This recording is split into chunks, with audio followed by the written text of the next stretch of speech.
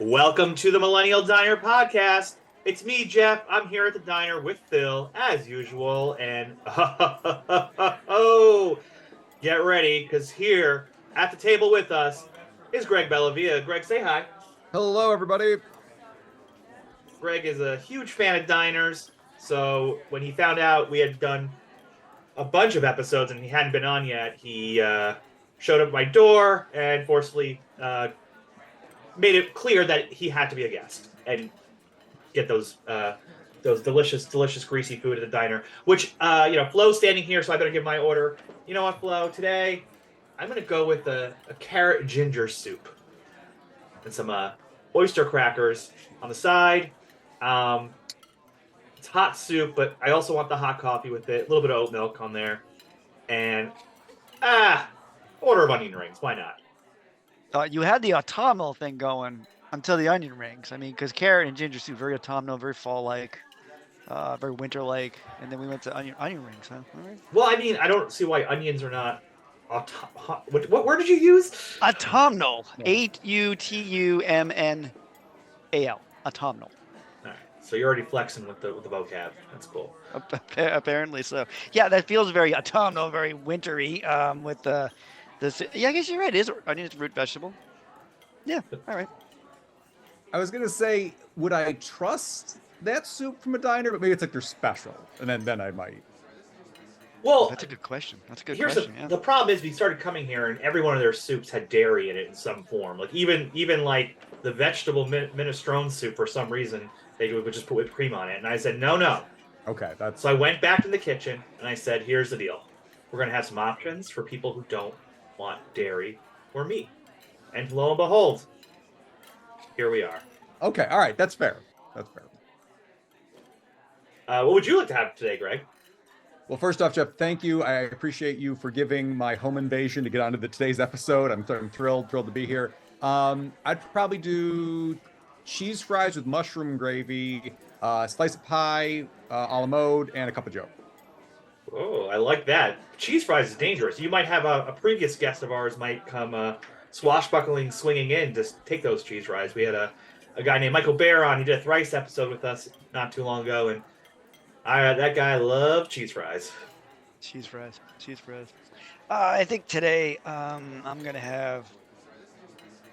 Let's see, rye toast with some butter and a black coffee. That sounds good. What an autumnal choice, Phil. It is. Black coffee, it's good for the wintertime. It's good for the soul. Black coffee, that's good for the soul. Well, we're here today, and this is exciting, Phil. What? Why? Greg, because Greg showed up and was like, "This is the record we're gonna do," and we said, "Greg, please, we are reflecting back on decades of music. Like, we're living in the '90s and the early 2000s." But Greg's like, "No, Sometime in the late 2023, 80s. 2023. That's the year." Which makes sense because often in the year 2023, Phil and I would reflect how in 2003 was a huge year for the emo punk scene. So many albums were having 20th anniversaries. So really, what I think, Greg, what you're forcing upon us is that in the year 2043, we'll be celebrating this album. I'll meet you guys back here. We'll have like holograms and cyborgs, and we'll be talking about the anniversary. Looking forward to it. Excellent. But no, Greg, the reason why I'm excited to do this album with you is, well, let's tell the people at home, like, tell us about your journey into music and what kind of grabbed you as a kid, and kind of like what developed into like what you think is like your cornerstone of what kind of music you love. Well, it's funny. I think what is funny about this is so far outside my wheelhouse, or what would have been considered my wheelhouse is maybe a better way to put it. Especially, we got a bit of history here. We go back to college days. There's a few years behind us, and this is 100% not what I would have been listening to back then, which we'll get into. But I mean, I was always a rock guy, but like very, very scattershot. I mean, I even at the risk of saying like, I had maybe like no taste or bad taste, or like I'm it was stuff on the radio I would grab bits here and there. I was the guy collecting soundtracks. I had 1,000 soundtracks because I like the variety, but that would kind of send me down some like weird rabbit holes. I was the guy that would hear a single and be like, "Oh, that's really cool." I'd run out and grab the album, and I'd hate the rest of the album, like that type of thing. But over time, and a lot of experimentation, just I like rock, and I know that that's such a blanket term, but just stuff that like my parents were listening to. I think the thing I probably listen to more than anything else is the Beatles. I know that's a stock answer. It's like asking like a film person, like, "Oh, what's your favorite movie?" And I'm saying Citizen Kane. It's like, oh, it's kind of a boring answer, but at the same time, it's like, well, that's the truth. And just like Paul McCartney, like Ram, Band on the Run, like that type of thing. But like through there, like finding stuff like Black Sabbath, Jimi Hendrix, that was probably the first like, oh yeah, I really connect with like this type of material. And that doesn't just have to be like metal roots with like Sabbath, like even like Jimi Hendrix, like blues stuff, that kind of like permeated into me. So at first I was just coming for the rock, but then that became like, oh, I'll try out Muddy Waters. Oh, okay, I'll try out like this Freddie King. I went on like a Luther Allison like tear after that. So it's like it's rock adjacent stuff.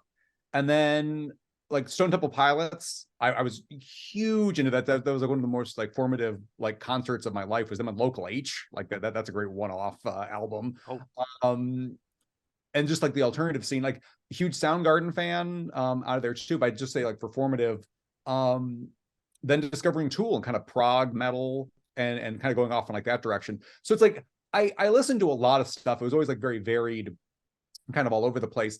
But just out of all that, the pop punk scene wasn't part of it. I liked maybe what I'd consider harder stuff or angstier stuff, not angsty, like angrier stuff. Maybe that's it.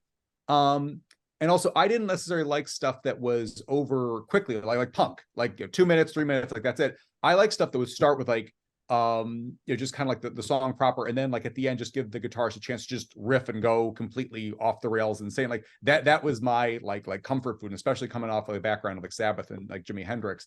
Like I liked like riff heavy solo stuff, and that permeates into stuff of today where it's like Sabbath leads into like Metallica, Megadeth, like I enjoyed all that stuff, and now like I'm huge into like Mastodon, Baroness, like stuff like that. It's still out there today. You have to search for it a little bit more. It's not as radio friendly, but like I'm still able to find that stuff online, kind of connect to it. But because I'm more open-minded, that led to do you want me to talk about kind of how I found this album? Well, yeah. Well, actually, right. We'll get into that for a second, but I want to just point out some of the things you were saying where you're like, I like collected soundtracks. I like the variety of music. I like the big guitars.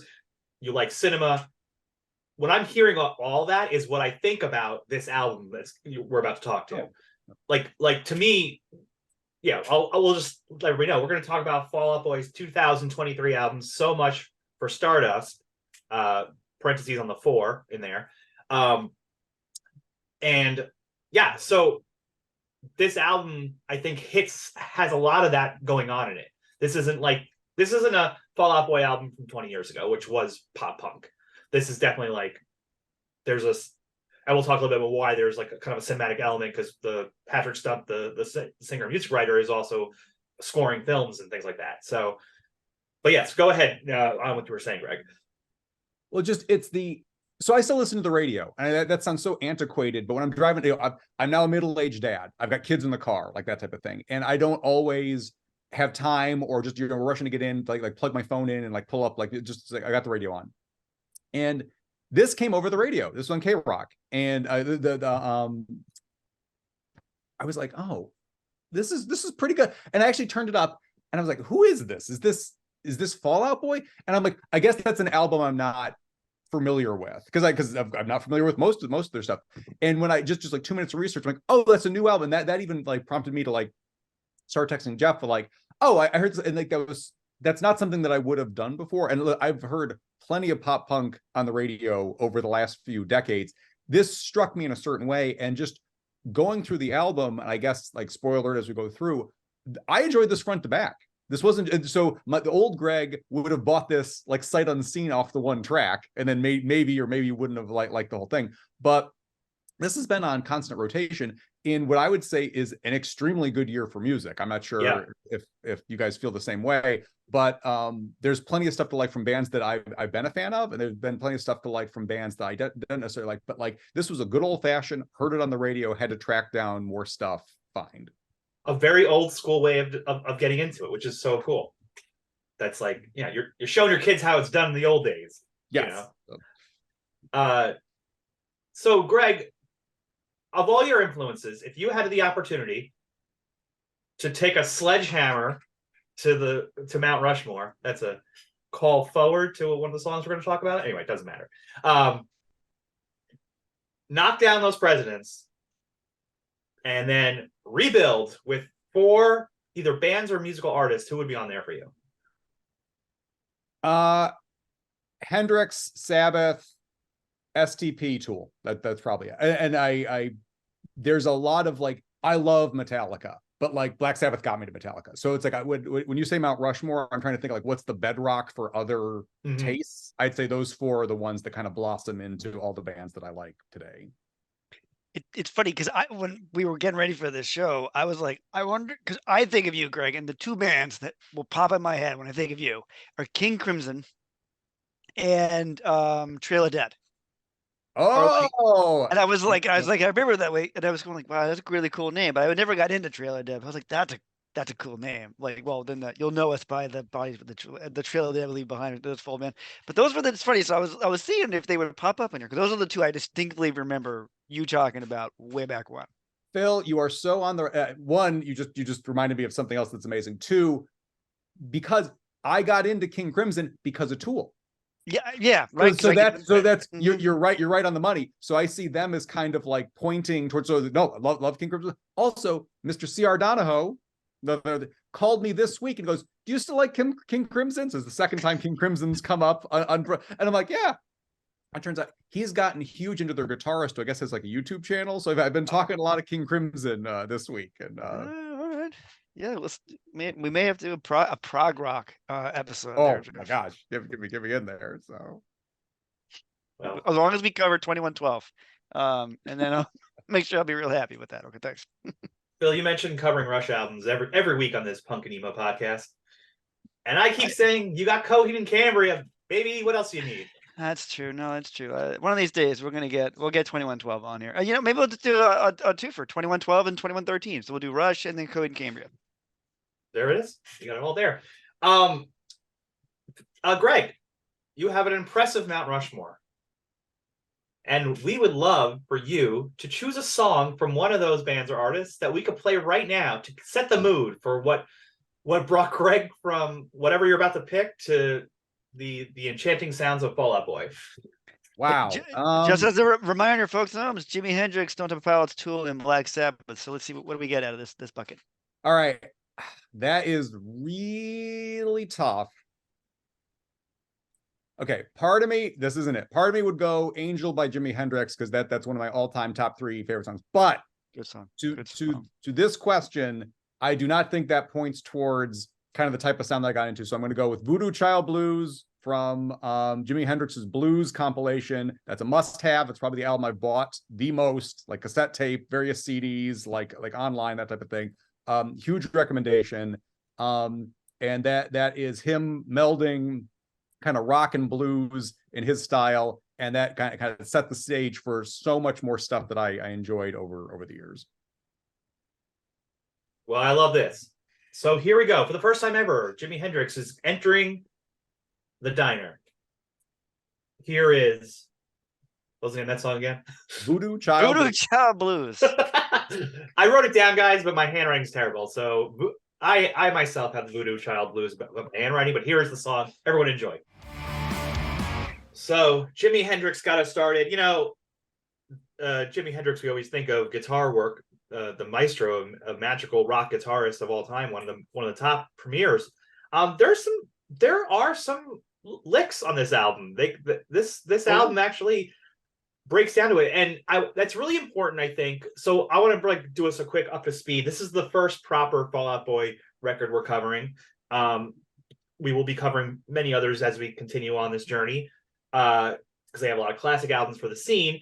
But in this particular one, it's very interesting because this album came out this year, and a lot of people were calling it the Return to Form album, which is interesting because one, I always think it's like a backhanded compliment to a band who had multiple #1 albums and platinum selling albums over the last decade, but everyone who probably, I'm sure every old school Fall Out Boy fan, as much as they might enjoy the last few albums, they were a departure from guitar rock, especially the last album. I think Maniac from, what was it? Mania, 2018, I think. Something like Mania. that. Sorry, yeah. Which was like, we're fully electronic, we're fully pop, and it's interesting because this band, to the decade, has had an interesting history where in 2003, Take This to Your Grave comes out, and they like kind of came out of nowhere in the scene and like very quickly like were on fire. Like they had these shows that were legendary because like they were crazy. They were to flip their guitars around, they were jumping up and down, jumping into each other. Like the energy was so chaotic. But on top of that, they had some of the most clever poetic lyrics in the whole pop punk scene that like you could just tell you had that. And then you also had a singer whose voice was completely different than every other band in that scene. See, I'm glad you brought up Patrick because, well, one, Pete's titles are like it's like the antithesis of all the stupid long titles we got in the 2000s. Where like, like my monkey wrench fell apart and it smells like peanut butter, and like that's a song. Hey, I love that song. It's a great song. And it's like this heavy ass song, but Patrick's singing. So I don't think there are a lot of people who sing where it is with such intent and like need to say. Like there's not many. Like I always think Springsteen, the way he sings, there's like it's a need for him to get it out. I feel like Brian Fallon in Gaslight Anthem is another singer where it's like needs to get it out. You pay attention to when they talk. I'm gonna flip it over and I'm gonna go to rap. I'm gonna say Chuck D from Public Enemy. When he talks, I will listen because I think he's just that good of a. Patrick Thumb is one of those guys. Like I will pay attention to. It's just the way they sing. He sings so great.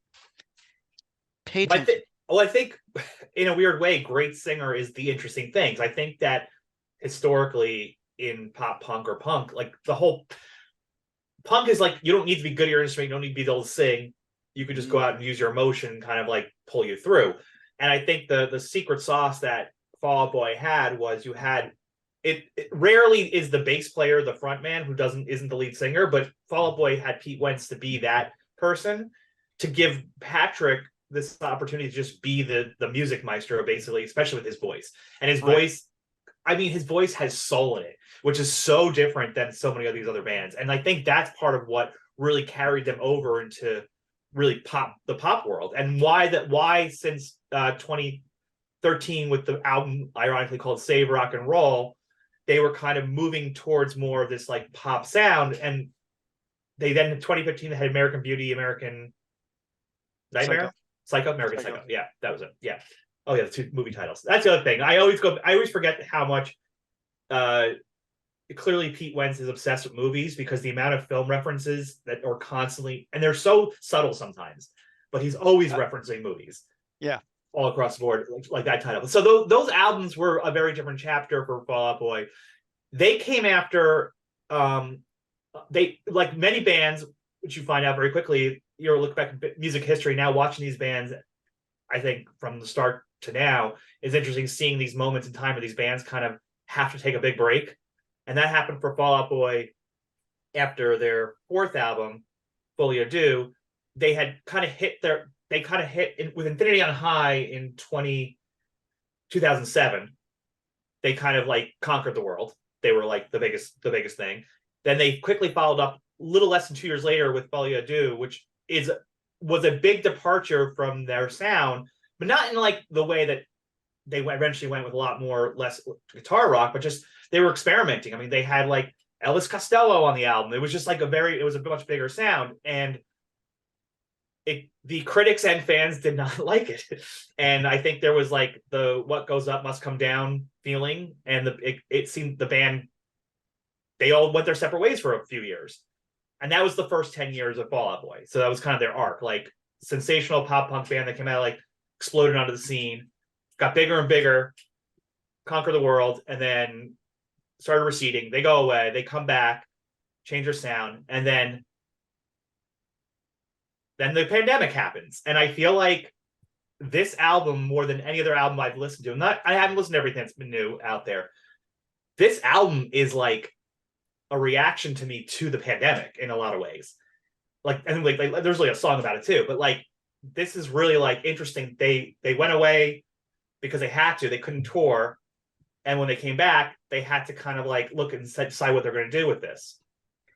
See, I think I'm going to go one slightly step further with that. I think that because it's a song about a reaction to the pandemic, but it's also, I feel, I'm going to go with I feel statements.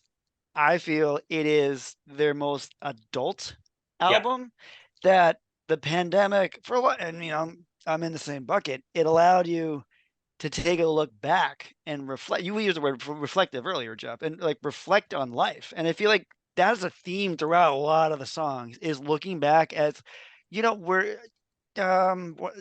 times pops up a lot. Like there's a reference to 20 years and 10 years, and it's a looking back. I mean, Fall Out Boy's been doing this for 20 years.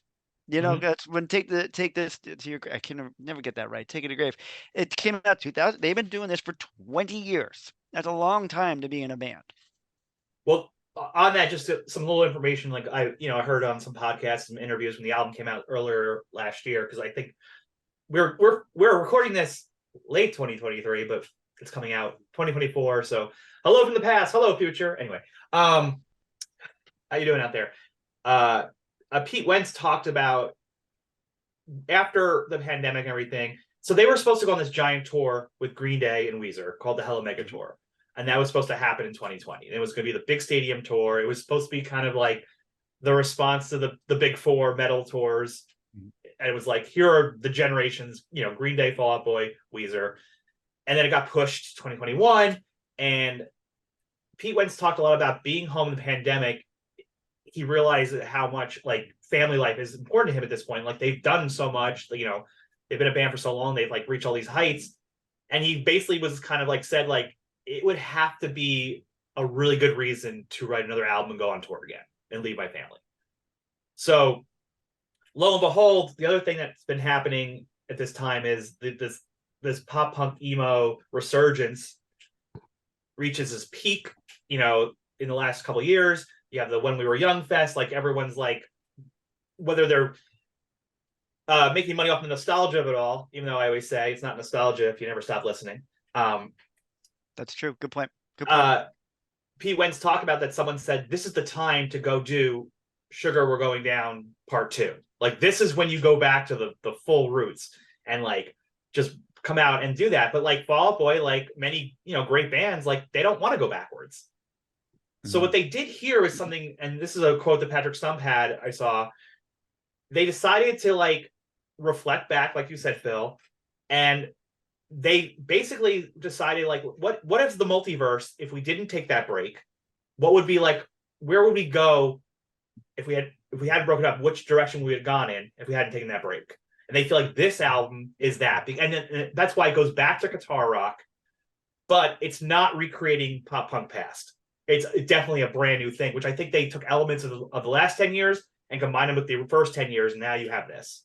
And they reconnected with the same producer from They worked Neil Avron. Avron. They connected back with their to kind of not recapture the sound, because I don't think it can, because this is a very polished album, like extremely polished album. But to kind of get back to that guitar driven, because I missed Fall Out Boy when they started going the more non-guitar based version of them, and I was like, I know, but they're great musicians. I mean, I liked what they used to do. So I was real happy to hear them go back to a big, and this, don't get me, this sounds big. Oh yeah, it's extremely polished. It's a well-produced album. It's a wall of sound kind of album. It's very big, very funky, very danceable. I like kind of like there's an appreciation for all the decades before musically, I think, pop up in this, because you hear like kind of like a Motown song, and there's kind of like definitely a dance tune, and there's definitely some funkiness that goes all throughout. as a connective tissue to it, which actually connects to something I'll talk about later on. So to be talked about later. Well, we're about to dive in, but the other thing that throwbacky, which is just more business stuff, they ended their big deal with Island off Mania. They signed to Island back in the day, very famously. Like Jay-Z was like, Fall Out Boy's a cult, like when he first saw them, and was like, we have to sign this band. And Jay-Z appears on the first track of Infinity on High to like tee up the album, right? They're done with their major label that brought them to the top of the world, and on this album they went back to their indie label Fueled by Ramen. Hooray! So another thing that they kind of like. So I think it's interesting because I think a lot of bands will try to recreate their old sound at a certain point because that's where the money is. I really appreciate how what Fall Out Boy did here was they went back to their old producer, they back to their old label, they're back to guitars, but it's something completely new. It's not, let's just try to redo that. So, with all that said, let's get into the first song. Let's do it. Which is a single, the lead single, if I remember right. Of course, we're talking about Love from the Other Side. Greg, Phil loves titles, so I'm really excited to go through the titles in this album because I know he's got to have probably something to say about every single one. I might. I just might. Yeah. Love from the Other Side. Makes the other side of what? The apocalypse. The apocalypse, right? What the hell does that mean? What apocalypse are we talking about? Kids at home, we have to pay attention. Apocalypse, that is a theme that's going to be popping up an awful lot on this album. This is actually this is the one I heard on the radio. This was the single, yeah. Yep. So this is what reached out and grabbed you and pulled you in to the world of pop punk. And just going back to like his voice, that was a large part of it because again I hear plenty of stuff on the radio. Well, that's pretty good, but if it doesn't, if the alchemy's not there. So when he hits, I'd never go, I just want to be invited. Like the way he does that, I was like, oh, and then that's what prompted me to turn it up. So I just like when you called that out earlier, I was like, yep, that was certainly a part of why this hooked me so much. It's conviction. There's a conviction the way he taught and the way he sings songs and it's just I pay attention when Patrick speaks. I mean, it's also like obviously a vocalist, their instrument is their vocals, but like his instrument can do so much, and within a song too. Like, well, I'll point out when we get there, but nothing I like more than when he all of a sudden does like a low, low, low, low. It gets really like low. I'm like, how do you do that? Like, he has a good command of the vocal chords. I guess the best way to put it. So Love from the Other Side, which means that's a transition that has occurred because we're on the other side now, not the same side, but the other side after the apocalypse. So what apocalypse are we talking about? What do you think, Jeff? It's this is why I think so. I love this album. For a while I was just like, is he talking about the literal apocalypse that just went through and like we got through this and this is the message sending you love from the other side, like we're gonna get through this, or is this like I'm thinking about a band who's this late in their career, like are they talking about like when the band is gone, like what's going to matter, right? What's the message from the other side, and that's like your music you left over or things like that.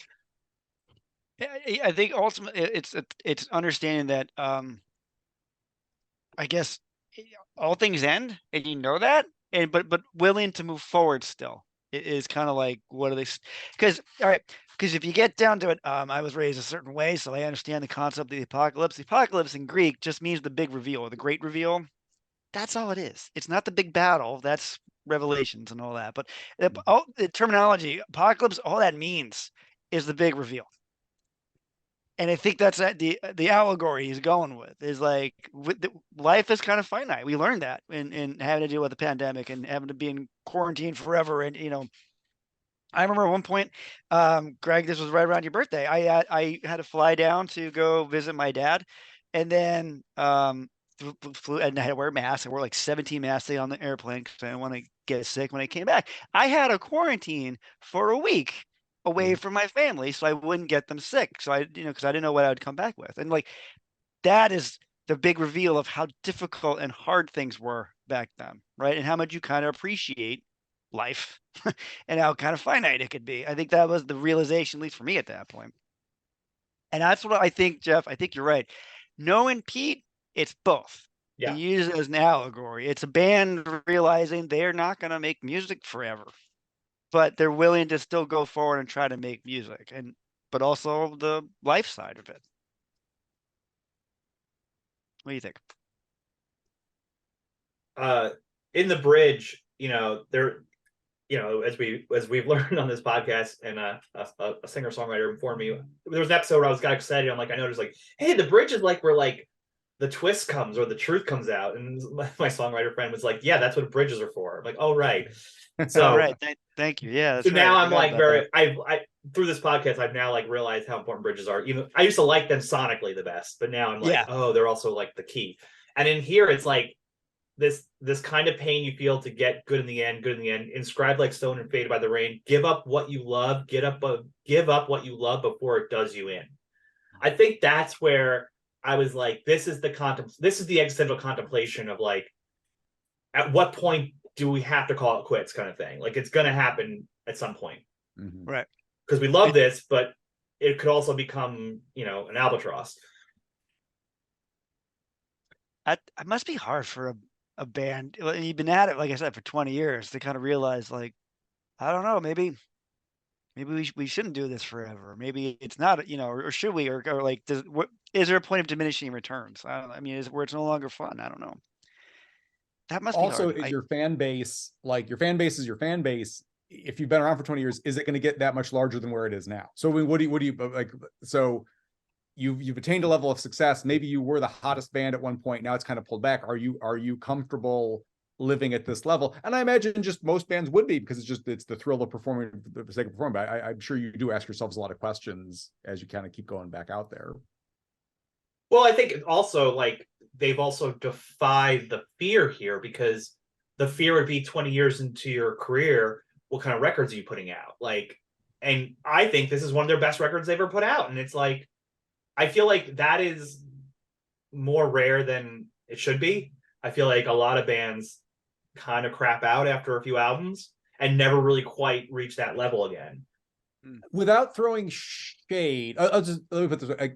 I really enjoyed the Rolling Stones album that came out this year. I really enjoyed the Metallica album that came out this year. So there's some old like favorites that have put out some stuff that was really strong. There's some other bands that I'll just say have not, and I'm like, oh, it's good to see them. I'm glad they put some stuff out. But then I'm listening to it like, I'm not crazy about this. So it's like, God bless them for getting out there, get the paycheck, all that jazz. But to come out with something this strong, as a not Fall Out Boy traditional fan, I'm interested in their, because I'm like, is all their stuff? Holy crow! I mean, this is a fantastic album. So it's part of it is credit where credit's due, just getting anything out there. But Jeff, to your point, getting it out there and being like at the best of your craft, it's like that's pretty impressive. Well, then the fact that they, yeah, there's an awareness that they have, right? That I think is knowing that, like, oh, this might not be a good album, although it's a good album.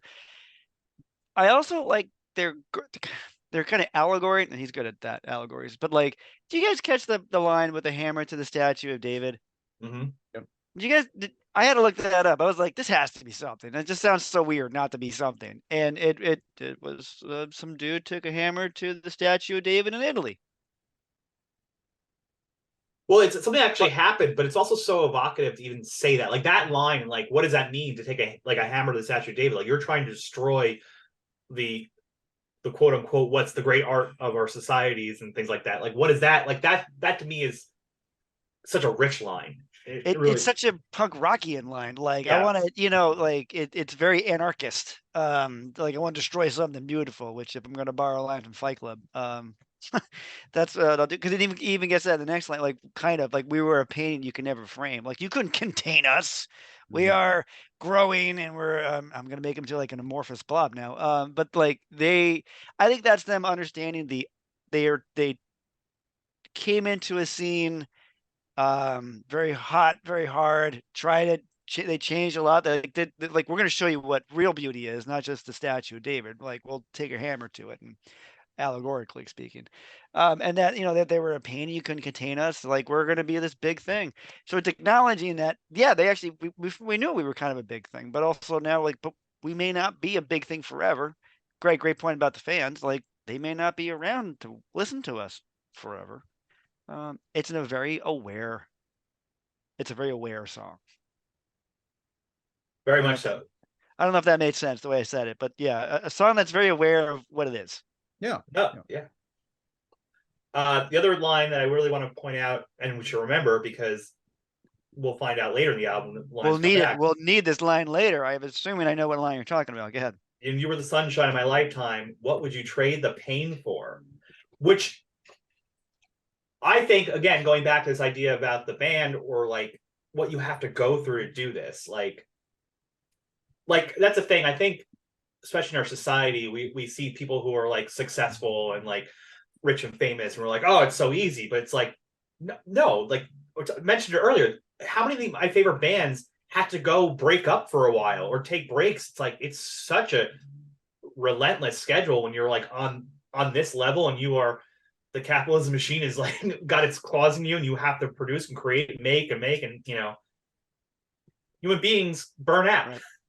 no matter what. Also, it's a commitment, but it's also you need to be selfish. So you're giving up other relationships in your life to go because that's your personal pursuit. And it's like, how much do you want to kind of put into that? And I again, I don't keep coming back to it again and again, but like one kind of a theme of the year, like just reflection going back. And like, I think in this album, it's steeped in it, but like 72 Seasons by Metallica, totally a band looking back. Avenged Sevenfold, this was another one that I texted Jeff about. Not a band that really been on my radar. Life is But a Dream, another fantastic album. Like it's like Mr. Bungle like possessed them, but it's all about death and like the end of things and kind of like transformative whatever. And like maybe part of it's it's for sure the band's going through a period of time, but it's also us, like we're older. So I mean, I'm sure a lot of these lyrics and like these emotions wouldn't have hit us as hard, say 20 years ago, as they do like right this second. No, it is interesting because like, on that, like the 2023 Blink album is here's another band where it's like, I mean, they literally came back together and literally reached back and rekindled a relationship that had been damaged for 20 years and gotten worse and worse to the point where they weren't even a band together anymore. And they put out maybe one of their best outputs ever. And it's like, oh, it's interesting because like I'm pleasantly surprised to get older and see these bands that I've grown up with are continuing to like grow with me as they've always have, and it's really exciting, I think. The other thing before I definitely want to play this song, Phil, we should talk about the instrumentation and the musicality of this whole album, but this song in particular. And this is we're going to come back to. We know Patrick Stump has been one of the other things he does score. So this opens like a score. The string opening, love it. Like, yeah, it definitely what album did we cover? Oh, The Cure. Reminded me of The Cure when we covered that. The first track on Disintegration was this kind of moody piece that kind of set the tone. This song, it opens with the string opening. That's a lovely piece of music, and then the it hits hard, and it just builds off that, and that is sonically brings you in like, oh, am I watching a movie? Is this a movie? And then it just breaks and drops, and the beat comes down, and it gets this loud, wonderfully. I said it earlier. It's a pretty wall of sound album. It's very polished. It's very produced. You're not going to get away from that anymore. I mean, the band. I don't think this band can sound scratchy or grimy anymore if they tried. They just can't at this point. It's so loud and produced, but I'm here for it. Maybe now they could. Anyway, the musicality on this album. There's some songs where I feel certain instruments take center stage. I feel like the guitar work takes center stage on this one. Later on, some other songs, it's all about the drums. Drums come in, and you're like, watch out, here they come. And that's how I feel about the musicality of this particular song. What do you think, Jeff? Well, I just want to know, is there any TV show that Patrick Stump has done some music for, like any theme songs or anything out there? I don't know. I don't know. Is he a composer? Of course, that sounded so like I'm trying to beg you on for a question, but yes, there you go, Jeff. Is he a composer? Well, no, I just wanted to talk about his Spider-Man theme song that he does. Is that correct? I haven't watched the show, so. That's a good, yes. So I was watching cartoons with the kids. They're on in the background, and I had just heard "Love from the Other Side" on the radio, so I had fallen the point of my, and I was like, "What?" And then he definitely does one of the Spider-Man themes, and it's catchy. It's legit good. So as somebody that consumes a lot of children's media, I definitely would give them a thumbs up. So that's a welcome member of that team. All right, He's Phil. wait. He also No. does. He's the voice of the Patrick is the announcer on Spidey and His Amazing Friends. That's That's yeah, that's the thing. Yeah. good show. Got kids out Yeah, there. yeah. Well, anybody who would be a voice on a Spider-Man show is okay in my book. Okay with me. Do you want to send some love to the other side by playing "Love from the Other Side," Phil? I would absolutely love to do that. All right, here is "Love from the Other Side" by Fall Out Boy. Phil, Yeah. do you think, how does Heartbreak feel? It's not good. I can tell you that. Wrong. Heartbreak feels so good. That is the title track of track 2. I like inherently. I'm like, I don't think I agree with you guys. I don't know. I haven't really been a fan of Heartbreak, so I'm intrigued why we're gonna name a song that feels Heartbreak feels so good. A song by which has a very classic composition for Fall Out Boy. This is a Fall Out Boy song. Like it feels like an earlier Fall Out Boy song come back. Well, the Heartbreak feels so good, and like I can't not. This is a very self-aware band, and these are very personal lyrics. Again, it's interesting because the songwriter is the bass player, the lyric writer, and then Patrick is the voice, the instrument that he gets the words out through.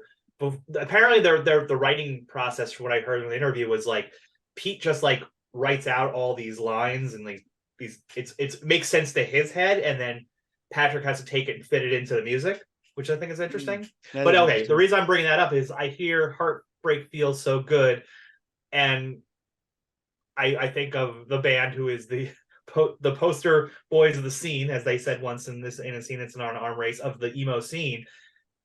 Isn't that their job to make Heartbreak feel good? Like that's okay. That isn't that was. I didn't want to make it like sound like douchey, like professor or whatever. But I'm like, isn't that pop punk in a nutshell? Isn't that the whole thing? You want something that kind of like taps into that emotion, and that's the title of the track. So I think that's perfect. Yeah, I think that's what the song is about. Douchey professorism. I like that very much. Yeah, that's what this whole song. Much into it, but no, don't read. No, sometimes it is. I think it is what it is. No, I think it. Yeah, it's just it's acknowledging. We kind of feel like Heartbreak feels kind of good. I think the song about being a band. That's it. Nothing to it. It's being a band having to do stuff. Well, we talked about Jeff said earlier that Pete was very aware of like being home in the quarantine and wanting to be with his family, and I think this is that song that's acknowledging like it's tough being on the road. Mm-hmm. You're on the road.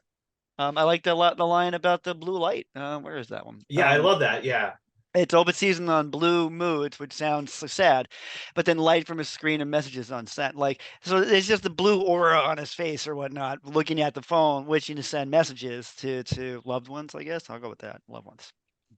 Well, I mean, it starts that low. Like we said, we'd never grow up, but yet we're all here just looking at our phones.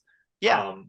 I also think like it's open season on blue moods. I also take that as like being sad. Like it's open season. This is our bread and butter here. Like this is what we've been waiting for. Everybody is sad and can't go out and feeling like they're disconnected. Wow, you know what that causes? Angst and longing and. Well, and you're gonna use that angst and longing as the springboard, because it's like an uphill battle, but they didn't know we were going to use the roads, which is I'm going to use like the sad feelings, all the sad feelings, as a ramp to take off, which is what they did. This is them telling what they did when they found Fall Out Boy. Really, that's it. Yeah, go ahead. I'm sorry, Jeff. Go. Oh no, just a little more like historical background. Like Pete, Joe, Andy, they were all like hardcore guys, and I think Patrick a little bit too. Like they were in hardcore bands, and then literally Pete was like, "I want to do something a little more fun," and met Patrick, and him and Joe and Andy formed Fall Out Boy, and like we're just gonna have fun with this. And the thing they had fun with is the thing that took off. Yeah, took off. Yep. The other line I don't in the chorus, don't stop dancing, don't dare stop. I can't help but think about Dance Dance, one of their old classics. Like again, you can't stop this now that you've started it. Like you took off, and now it's like you have to make Heartbreak feel good for everybody now. And that's what you're expected to do. Also, the concept of dancing pops up in a couple of the songs. Like, I mean, there's a lot of dancing going on in this album, but like there's thematically dance pops up. Which, if we're gonna go full Footloose on that, I'm gonna go bring in Footloose now. Why not? Because he's one of the dance in front of the Lord, which is just to celebrate, right? And I think that's a key thought that's gonna pop up throughout the album. Is that, I didn't think I'd bring up this many religious things on this episode, but yeah, here we are. It's just to celebrate and dance is going to be a theme that pops up a lot. Thankfully, because of taking a moment to look back at life. All right. The other thing is, like, I'm a big horror fan. I know some people are like, why would you want to like put yourself through that? And not that, like, at 42, it's a little harder to like shock me with something than it was like when I was like a teenager. But like, it's still like, why put yourself through that, like suspense and like kind of put through me, right? It's like, it's cathartic. I think kind of the same thing with like music and sad music. Well, why would you ever want to listen to like sad music? Just because it's cathartic. That's it. And I think they tap into that. But also tracks later on, this is a fun album. So I mean, I think that's why this is such a listenable. It takes you on a big ride. And Phil, you were saying before, it's like a wall of sound. It's a wall of sound in several different directions. I think that's why. This is an easy album for me to throw on and just have on. I don't always have that stuff. Yeah. The what's the word for order? The order you put songs on. Sequence? The sequencing, there is the word that went out of my head. Every time I learn something new, I push something else old out of my brain. Like the time I took that home winery course. I forgot how to drive. Anyway, no, that's The Simpsons. But I thought it sounded somewhat familiar. The sequencing on this album is phenomenal. In fact, the opening 3 tracks are the first 3 tracks they released, basically as singles, and they are like, they are very much like high energy. They're bombastic. They're huge, right? They're all huge, and it's because the next track is called "Hold Me Like a Grudge." Like, can you get a better title? I mean, honestly, honestly, this title is so good. Oh man. I'm gonna throw a scenario into the world out. Does this song open like a funky version of Seven Nation Army? Is it next time you play it, you're gonna hear? I know what you're saying. Yeah. There's like a funk, like a funky. Just the beginning, just a little bit in the beginning. I was listening to it. I was like, Jack White got a little funky over here. I love it. And I feel like Patrick changed up the way he sings a little bit on this song. Yeah. This is where he like flexes what he can do. It's like, because I have, every time I listen to it, I kept going, sounds like Bruno Mars. I feel like Bruno Mars is singing, and I can but like in a good way, like not like he's not trying to be him. I just was like, I hear Bruno Mars playing. Well, you're also calling back to the meme of that famous picture of Bruno Mars really excited to see Pete Wentz walking behind him. That I forget what the date is, but whatever the anniversary of that date is, they always everyone posts it. But it's like Bruno Mars is so excited. He's like, look at Pete Wentz. That's so exciting. That I forgot about that meme. That's hilarious. But yeah, no, I funky Seven Nation Army in the beginning, and then Bruno Mars starts singing. Enough about that, Jeff. What do you think about the actual song? Well, I think the music of this song is, I mean, this song is like a banger. It's fun. And like some of the lyrics that it's like the pre-chorus of "I'm just a cherub writing comments to the night sky, like I love that. I love that so much because it's like, yeah, that's what I'm doing. The other big line. Yeah, that's what I'm doing. That's what I'm doing. Right in the first verse, who am I dialing tonight? That's a bummer. Thought my freezer burned feelings for 20 summers. That to me is like, oh, we're talking about the band again. Literally what we've been doing for 20 years. We're burning feelings. Burning feelings. My personal favorite line that sticks up, what I think is really the crux of the song is the part that now is I've completely lost sight of. It's the diamond line. I'm a diamond, all you have to do is add pressure. Yep. And I love that line. I Yeah. love it. I love it. I love it. I'm a diamond on the inside. Just add pressure, like because it's basically talking about the scene. Because again, a lot of these songs are very self-reflective, and it's about everything that shapes us. We are who we are based on what shapes us along the way. And that's because he even talks about being old. This is where the 20 years comes in about getting older. And he's like, I guess, what does he say about being? It's like being less pissed. Yeah, I guess I'm getting bolder because I'm less pissed. Like, Yeah. I can feel that. Yeah. He's less pissed that we're not being named to the end of the best list. Like they're I'm sure I think it said twice, right?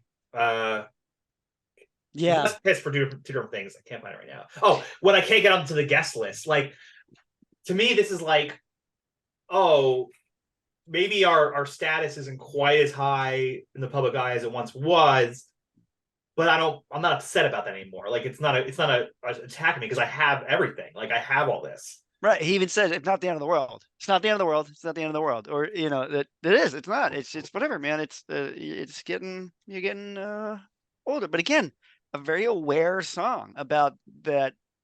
I don't know, maybe the finiteness of celebrity. Yeah, could be. For sure. I think sorry, go ahead.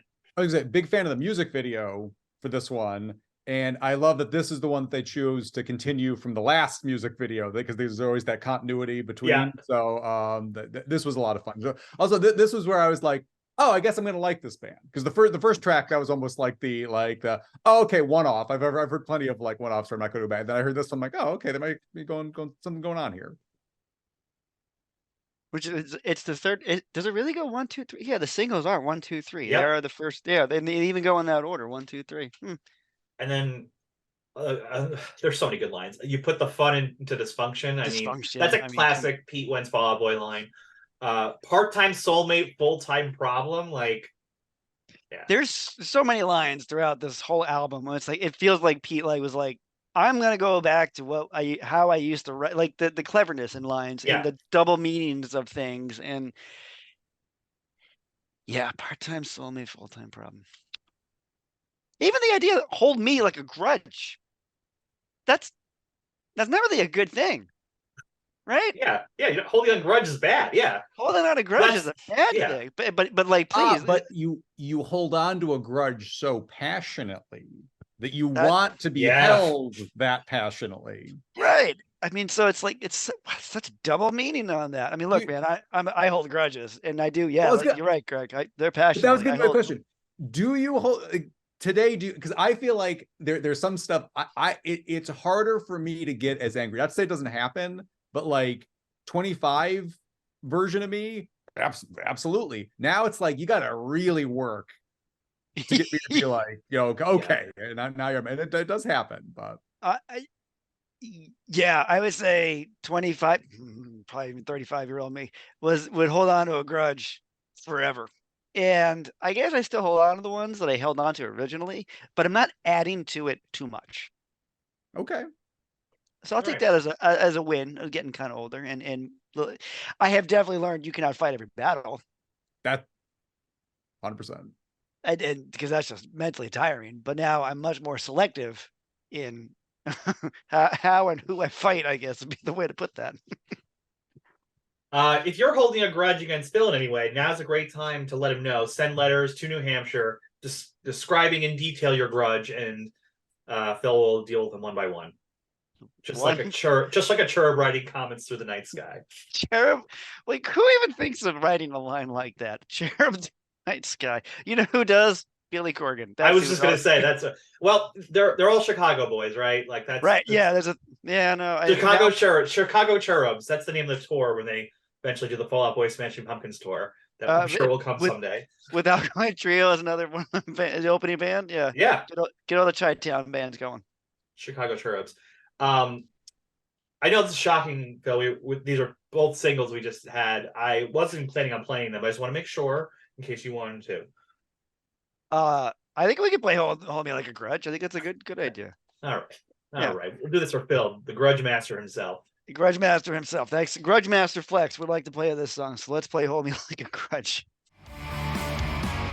All right, and that wraps up the album. Thanks everybody for coming on. Sorry, No, guys, that was wait a a minute. fake out. That was a fake Oh, out. that was good. Very clever. Very clever. Boy.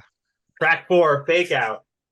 Phil, Yeah, you know me pretty well at this point, right? I would hope so. Yes. Do you think I like fake out or not? I think you love Fake Out. I sure fucking love fake out. You know why I think you love Fake Out? Why? Because I think it's secretly a Taylor Swift song. Oh.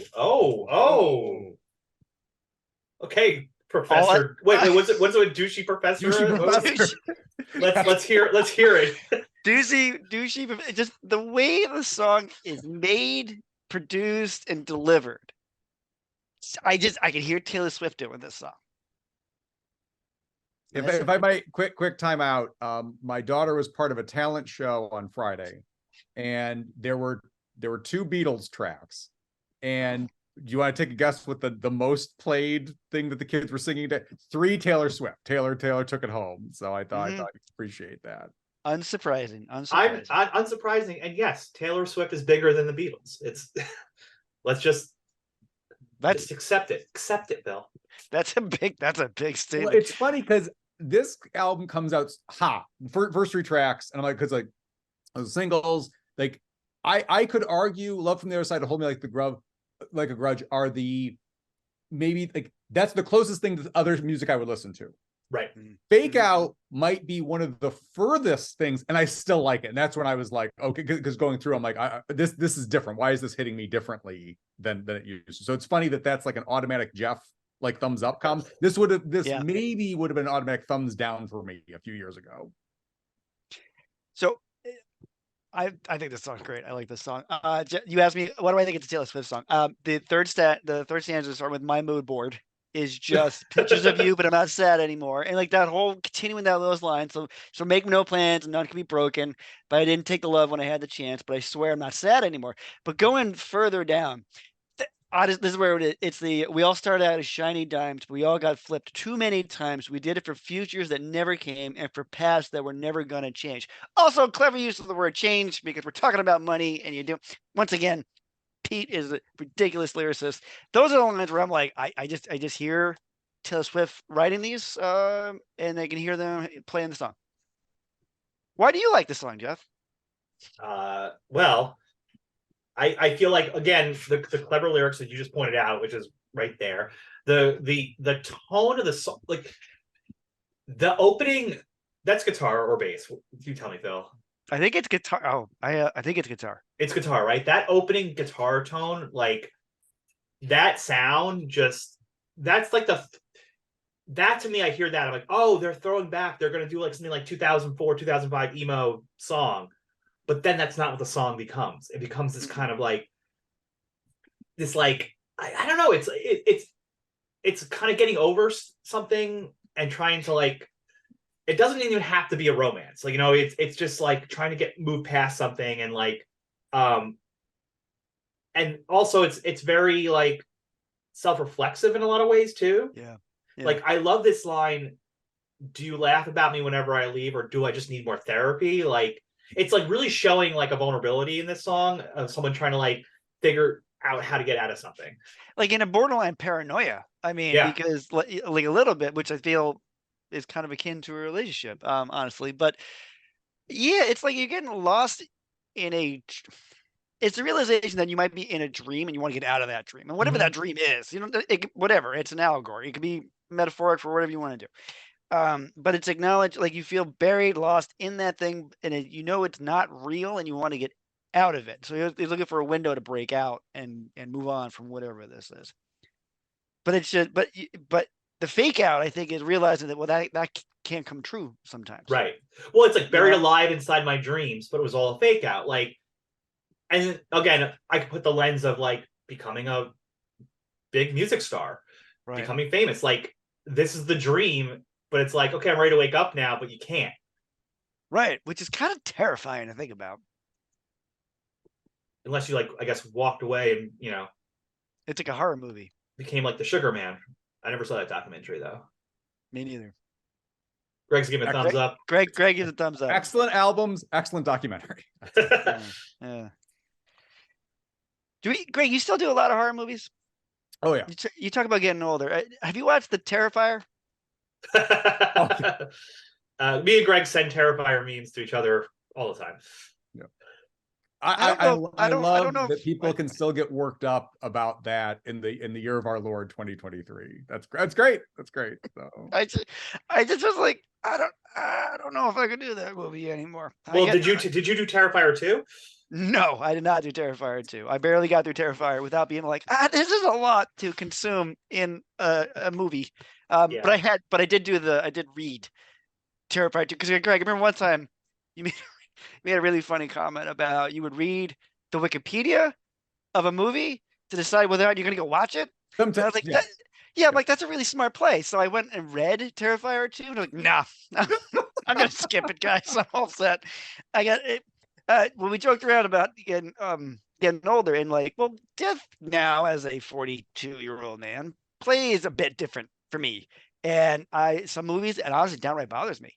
And I think that's kind of why I really kind of connect with this album a bit. Is like, it's like, yeah, I don't connect or see things or interpret things the same way anymore after being around for this many years. So also, I don't do the Wikipedia thing for everything, just in case anybody's like, but sometimes when I'm on the fence, I'm like, oh, and then like more often than not, if it's a movie I'll end up connecting with, I will be sold off of that and then go in. Yeah, because like it's usually a very light version. It's not like the emotional experience of watching a movie. It's very different things.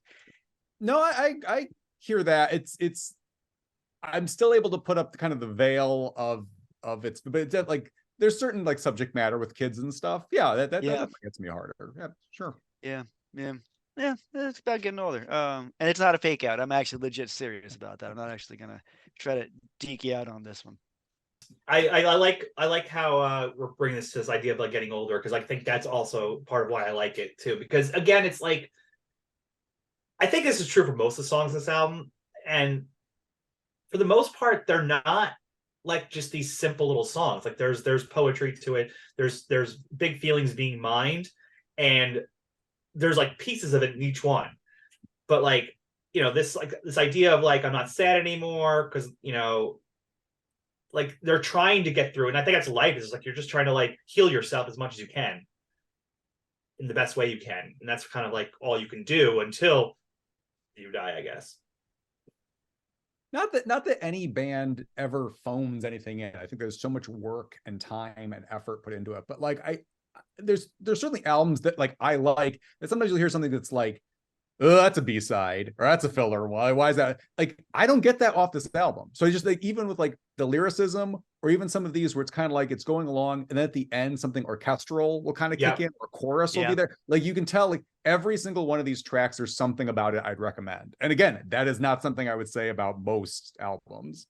No, and we'll continue that on. Not only that, you have spoken word pieces of this album that are important to the thematics that you're going through and the vibes you're feeling. Like we'll definitely talk about Ethan Hawke when we get to it. Yeah. But in the meantime, Phil, would it surprise you that I want to hear Fake Out? Nope, not at all. Okay, good. Here's Fake Out. Phil, I love Fake Out, and also when I first put this album on, sometimes you put an album on and you're like, oh, I like this first song. Fake Out's the one where I turned my head when that started. I was like, ooh, what's happening here? And I feel like Fake Out is a fantastic song, and it paves the way for Heaven, Iowa, which is another incredible song. That is the 5th track. The line that is, it's a quintessential Fall Out Boy line, but it's so clever. And I'm like, it's one of those things where I'm like, how come no one ever said this line before? But the scar-crossed lovers forever, like, oh my god, like no one ever wrote that before. But it's very But if anybody's gonna do it, it's Pete. Yeah, he's the one who's gonna do it. Yeah, that's what it is. This is such a crazy song. First off, are we really drinking at 6 a.m. on Mulholland Drive? Is that what we're doing? I don't know. I figured it's we're still going all night, right? Like I mean, it's hard not to look at this first verse, and I'm sure we have some David Lynch fans and cinema fans in the house today. I mean, like you're saying Mulholland Drive, so you're thinking about I always think about Mulholland Drive, the movie, but like it's also the road in Hollywood. So you're playing a place. You're screw top bottle of wine, so cheap wine, just having a good time. And then I feel so A Star is Born, which is like this. I like A Star is Born is about this nobody becoming Somebody. somebody, right? Yeah, yeah. But also like a beautiful doomed romance. Right. Yeah, Right, so right. it's like it's great. It's the romance of your life, but it's not. Also, this starts 6 a.m. Mulholland Drive, ends Would You Read My Eulogy? Yeah. So it's just a matter of lines. We've gone from the beginning of this relationship to like thinking about like the end already. So it beautifully put. Absolutely. And like that line of like, would you read my eulogy is, I mean, obviously it's dark, but it's basically saying to someone, I want you there for the rest of my life, right? Which is a really great line. Why is it called Heaven, Iowa? Well, Phil, as the title guy, I was hoping you were going to tell me. Well, I got one shot. Don't waste this opportunity. Sorry, I went to Eminem. The only connection, and it's far fetched. It honestly is. But knowing Pete, his love of movies, I had to go to Field of Dreams because I feel like that was Iowa. yeah, It kind of fits the song. The point of the movie kind of fits the song, I guess. You know, you build something great and people come to it. I don't know, but that's the best I can do. And it's kind of like being in like, I mean, there's a baseball field out in Iowa where like the ghosts of baseball players past play the game. I'd probably go. That's pretty remarkable to see. I would think, but that's the best I can do. well, I really like that. I mean, is there a Heaven, Iowa? I never actually looked it up. Is there a? No, there is not. I No. looked it up. Okay, Yeah, that's there is important. yes, there is Well, no then- Heaven, Iowa. Well, then that really makes a lot of sense because my other thought was it's like Heaven, Iowa is just this place that doesn't really exist on Earth, but it's the place that you like where all the good stuff is happening, where you have the romance of your life, where the party never ends, where you'll always be loved. That paints a very different Iowa picture than the one Slipknot does. Yes. Phil, you actually just got me thinking if there was a Heaven, Iowa, where baseball players came back reincarnated to play, your first thought would be like, oh, I'd absolutely go and check that out. But then I was thinking like, maybe I'm not a baseball fan. Maybe I would. So literally there's spirits of the dead playing in a field in Iowa. And maybe I'd be like, nah, I'm not going to check that out. That's cool and all, but I'm not going all the way out to Iowa for that. That's not, no, thank you. It's cool, but like, would you go, you got to, would you literally be like, okay, guys, I'm going to take some time off from work. Road trip. We're going to, I don't think I would. I don't think I would put that much of a commitment into it, but I don't know. It's kind of remarkable. Baseball, imaginary, corporeal spirits of baseball players suddenly playing the game again. That sounds kind of fun. no, it's awesome. It would be great. I mean, there's so much like theological, Well, like I would make it ramifications of that, look. but, I'd make it much more. I'd add on to it. It wouldn't just be that. I'd find out other things to do on my trip to Iowa. I mean, I'd have to go through Chicago. Maybe I'd actually go see some elevated trains in Chicago. Get some deep dish pizza while I'm at it. Okay. You could pick up Pete Wentz on the way, and I could pick up. I'd make it a thing. I'd make it an adventure, not just go hang out with Kevin. Although, unless James Earl Jones is there, because if he was there, then I would absolutely go. if I get to hang out with James Earl Jones and Kevin There Costner, now I've spiced it up enough that you're gonna come what would along. James Earl Jones say about some of these guitar licks that happen in these little moments in this song? This gets throwbacky with some of those guitar licks. I like it. It does very much so. This is another song where I feel like it's a very early Fall Out Boy composition. Yep. And I feel like it feels like an earlier song, but again, a modern version of an early song without sounding fake or like them trying to recreate the sound. Yeah, I mean, it still feels authentic. No, I mean, sorry, Jeff. No, please go, Greg. Like not to a lot of like the rock that I like, psychedelic rock, acid rock, and this is stuff like I love. Like I'll throw some on. Like sometimes the lyrics can be nonsensical. So when I say the following, like this is a very emo song, but that's not an insult. Like, I don't, oh, it's even, like, I'm not hurling that in any way. Like me, I think this is tapping into something, and they're pulling it off. Like, this is very evocative imagery here, and I connect with that. So it's like, if that's some of their again, I deliberately did not go back and listen to old Fall Out Boy. I wanted this to be a fresh conversation and just kind of go, like, just kind of get the history of them through you guys. If that's kind of the building blocks, like, I very much connect to what's happening here. Oh, I think, yeah. I think you can hear a lot of early Fall Out Boy on this, which I feel like has been missing for a lot of their right. more recent albums. I feel like this is like,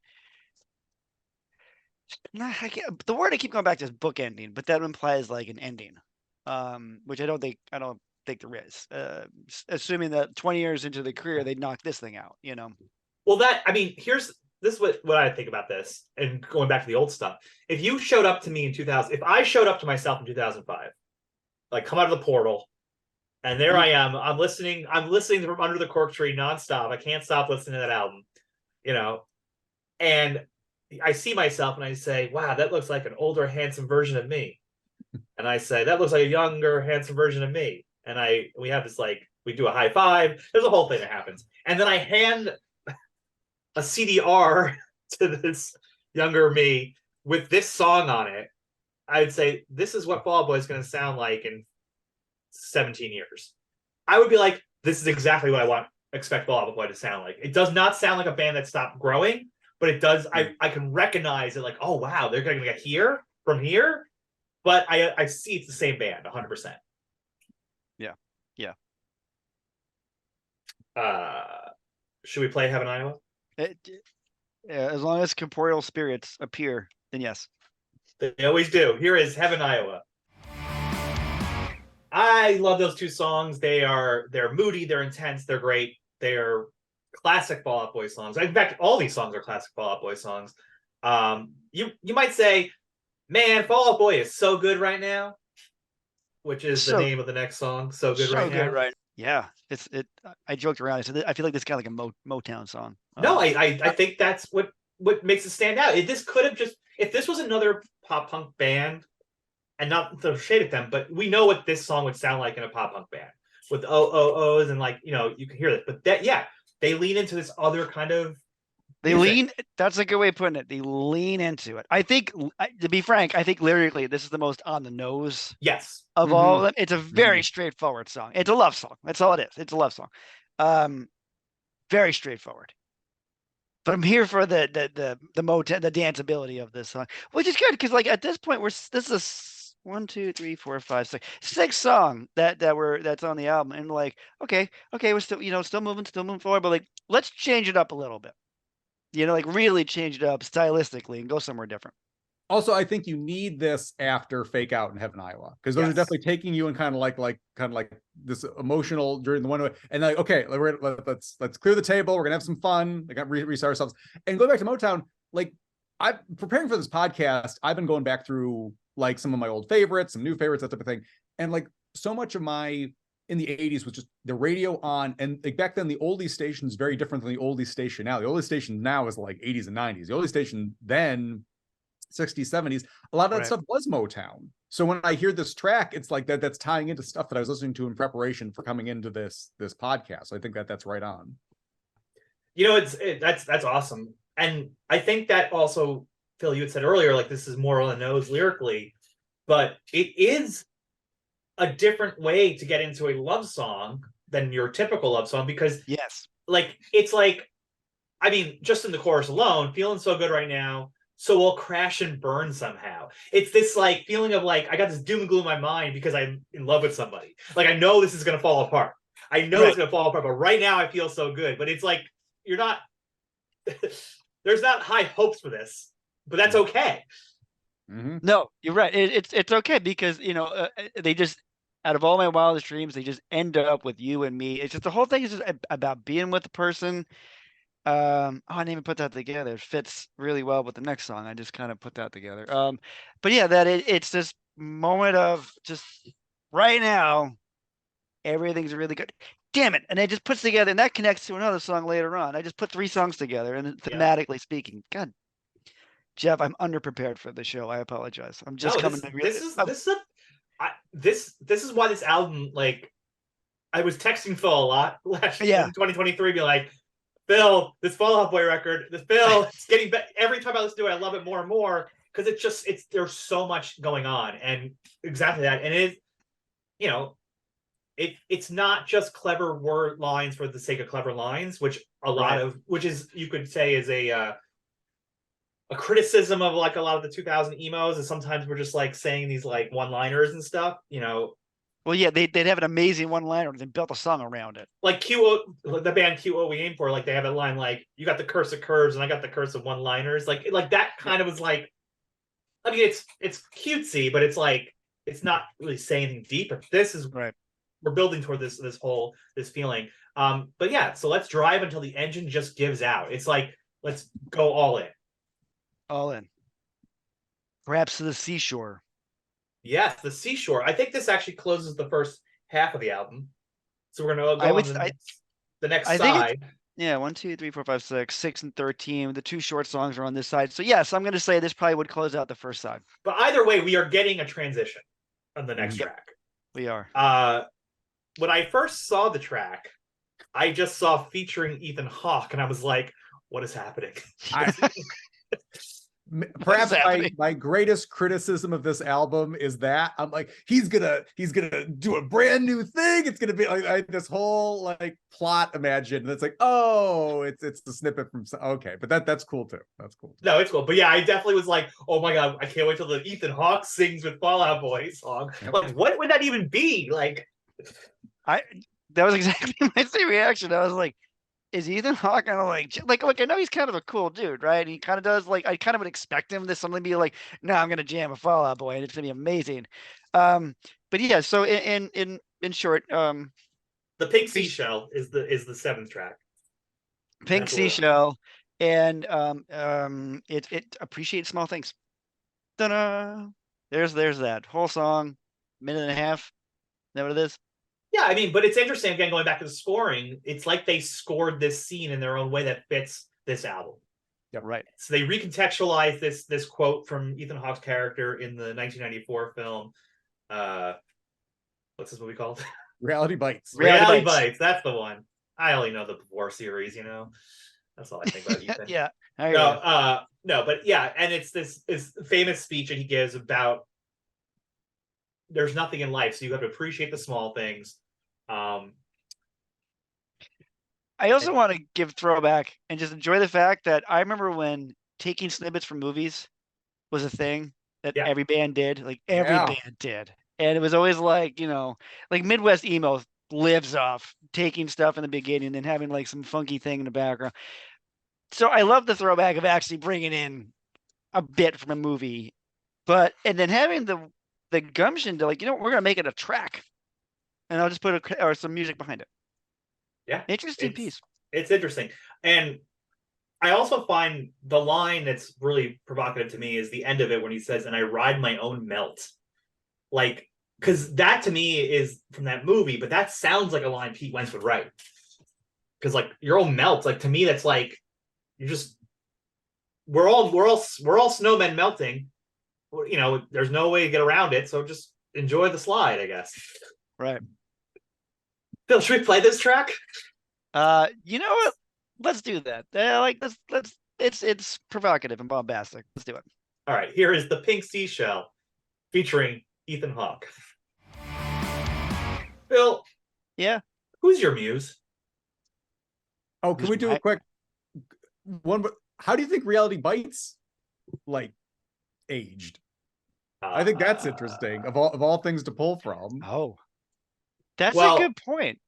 Good. There's like the podcast 90 songs of the 90s, basically, and the guy goes through one song a week that's an important song, and he does the Lisa Loeb episode, and he spends the whole time talking about how in the Ethan Hawke character is the loser with nowhere to go, but he's the guy you're rooting for. You're rooting against Ben Stiller, the guy who's the job and like working hard, but like that would be flipped now. That's true. Right. Yeah, that's true. Just on that alone, but the actual it's clunky. It's dealing with stuff it's not prepared to deal with, But it's funny. I have not seen that movie in 20 years, I mean, a very long time. But I do have good memories associated. I'm curious how that would play. I love those swings. I think we need those swings. I want to see more of the drama's set in the time, and then you're like saying no one was fire or stuff like that, where you're flirting with being incredibly dated. Yeah. 20 years later, Yeah. but I there's still like, for those people that were growing up during the time, they meant something. So Yeah, I don't think they make, honestly, I don't think they make movies like this anymore, because everybody wants to they're making more movies. Yep. And then I think the adult comedy is dead, and like just does not want to come back. And I get so mad about that, because I miss those two types of things. Like we had Can't Hardly Wait, and we had Empire Records, and I feel like those are two movies that I feel like I would love to see what a Generation Z version of that would be. Like, what would it look like for them? Like, we have those movies, and these kids today, I don't think they do. I mean, Bottoms was really funny. I don't know if anybody saw Bottoms. that. I didn't see I heard that. I heard good things. I've not seen it. Yeah, I mean, that's kind of like, it's almost like they're super bad, and it's like, but it's like, but like, it's I liked it because it's more absurdist than I thought it was going to be. I thought it was just going to be a straight teen comedy. I'm like, oh, this is actually kind of wacky. I like this a lot. But so I think it's hard. It's like, you're right, because like people don't go to the theaters for anything. People aren't even going to the theaters for Marvel movies anymore. So I don't. Yeah, that's where we're at. I guess just the earnestness of something like a Reality Bites. Yeah. Like, I don't think that sells the same way, but like that tie, I mean, the sentiment, literally what Ethan Hawke's saying in the song, but like also that type of movie gelling with this type of album or this type of genre. Well, that's a perfect fit. I can totally see why that yes. works out. Jeff, Phil, what did you ask? Yeah. I wanted to know, who is your muse? Honestly, it's my wife Megan is probably the muse. It's probably the most realistic answer I'll give you. But I'll be funny. I'll say, Jeff, you're my muse. Of course, Jeff, you're my muse. Wow. What's your muse, Jeff? Well, we're on the same page, Phil. I am my own muse. See, look at that. I had a feeling. Track 8. Track 8, heavy with the orchestra. Yeah. And then remember I said earlier that an instrument for me shines in each song. I feel the drum takes center stage in this song. Like, it's just a beat, the way I just so good. Such a good one. Okay. This is Greg's hidden banger of the album. This after the initial push, and there's a song later on that I would say is also up there. I think this one kind of gets, I'd say, lost in the shuffle, but it just because it's coming in after a spoken word piece. There's another spoken word piece around the corner. It's kind of like where are we? But this one kind of caught me by surprise. And when it comes in, like when everything comes out soaring at the end with "So Let's Twist the Knife Again," I'm definitely like in musical nirvana. I really enjoyed this track. That's awesome. The chorus is like this, just smash all the guitars till we see all the stars. Like, it's one, we got to throw this year away. We got to throw this year away like a bad luck charm. I think this is, to me, is a lot about like the creative process. Like, this is, I could see this also kind of being like what Fall Out Boy as a band has gone on their journey. It's because at one point they're like, guitar music no one cares about guitar. They're in their 20 years, while guitar music has made a comeback now, especially with like this scene and as you mentioned, Greg, like Metallica's new album or things like that. They were at a time when like there really were no rock bands happening, so they had to get rid of their guitars. They felt like, if they wanted to stay relevant. It's so. Yes, I love that interpretation. It also could be, if you go a little more on the nose with the lyrics, I mean, throw away the year of the pandemic, where like nobody did anything, and I actually think there's a subtle reference. Remember Apocalypse? That's a big thing that comes up. There's a subtle reference to Revelations here. Did you guys catch it? It is the trumpet brings the angels. Mm-hmm. Oh, so in Revelation, there's the trumpets. I mean, the angels come down. And they're going to make a whole bunch of announcements. So, like, it's a part of the apocalypse that there's the angels going with their trumpets. So, like, little clever ways to get other things in to kind of keep the big themes going. Well, also like douchey professorism, like number 3, but like that's me. No. I mean, I thought you had a very good point. I guess mine, at the risk of reaching, just another day spent hoping we don't fall apart. I mean, that can be relationship, that can be the band, but Yeah. also like I doom scroll. I mean, that hits me on a Yeah. like, I'm No, trying to do my work. I'm trying to do like my day to day. I'm trying to like, oh, got to get the kids like, bathed and ready for bed. And then in the meantime, like, wow, I hope the world doesn't blow up while I'm doing all this stuff. I So don't think that's a reach whatsoever. I think that's very accurate. It's like, 'cause Yeah. I remember during the pandemic, I have 2 kids, and I was like, nope, you guys don't go outside. If anybody's gonna go to a store, I'll go to the store. And like, I remember I would go there with the two friggin' masks on. I remember one point with like, I'd wear like the rubber gloves, the synthetic gloves to not have to touch anything. I'd come home immediately like, nobody touch me. Like, let me go wash my hands and like wash this and that and sanitize everything. Like, I don't think that is I think that's completely on par for this. That, yeah, like I can control my kids going to bed. I can control, what they're eating and all that. But like, what happens outside during this chaotic stuff, where you could wake up tomorrow and like, half a country could have died, like literally could have died, and like half a country could have disappeared. yeah. Like it was crazy. It was very scary to back then. And I don't. You're right on the money with that. I don't Well, know where else I was going with that, but you are no, 100%. no, You're it on. is, but like, and going back to the title, I Am My Own Muse. We've gone through all this, not just as a band, not just as relationships, not just as a society where everything could end. This idea, I Am My Own Muse, isn't that what they kind of did with this album? They kind of like looked back and said, no, let's look back and like remember why we did this to begin with, or what kind of inspired us then, and see what we do now. I think that's really on the nose. I think not on the nose. I think that's really right. I think it is. It's a very aware. Again, this whole album's an awareness. I mean, the bridge. Let's twist the knife again. Let's twist the knife again, like we did last summer. We threw away all this stuff we worked on. It was all thrown away. There's pandemic ruined things, but like let's go back and feel the pain again and find what we need to do. Isn't that's also a play on the twist, the song, right? Let's twist the night. The knife again is twist the night away. Yeah, like we did last summer. Yeah, that's very clever. So good. Friggin' Pete, I swear to God. So the next one, I know no one likes to get the flu, but no, but flu game. Does anybody know what this title is referencing? Michael Jordan, baby. Jordan. Michael Jordan. Game. I knew what it was, but I wanted to get the specifics. Game 5 of the 1997 NBA Finals, between the Bulls and the Jazz, where Jordan played with the flu, dropped 38 points in 44 minutes, including the 3-pointer to break the tie over the Jazz. History. What's this song about? Well, I think the title is very important to understanding this. Right. And there's this like line here, all this effort to make it look effortless. Yeah. And to me, like, isn't that like what Jordan did too? Like, it's like the same thing. We are this top of this world band, everyone, there's expectations on us, but like, it's a lot of work to do this and make this good. And you have to play through the flu. You have to like, I don't know, push yourselves in a way that's like almost inhuman.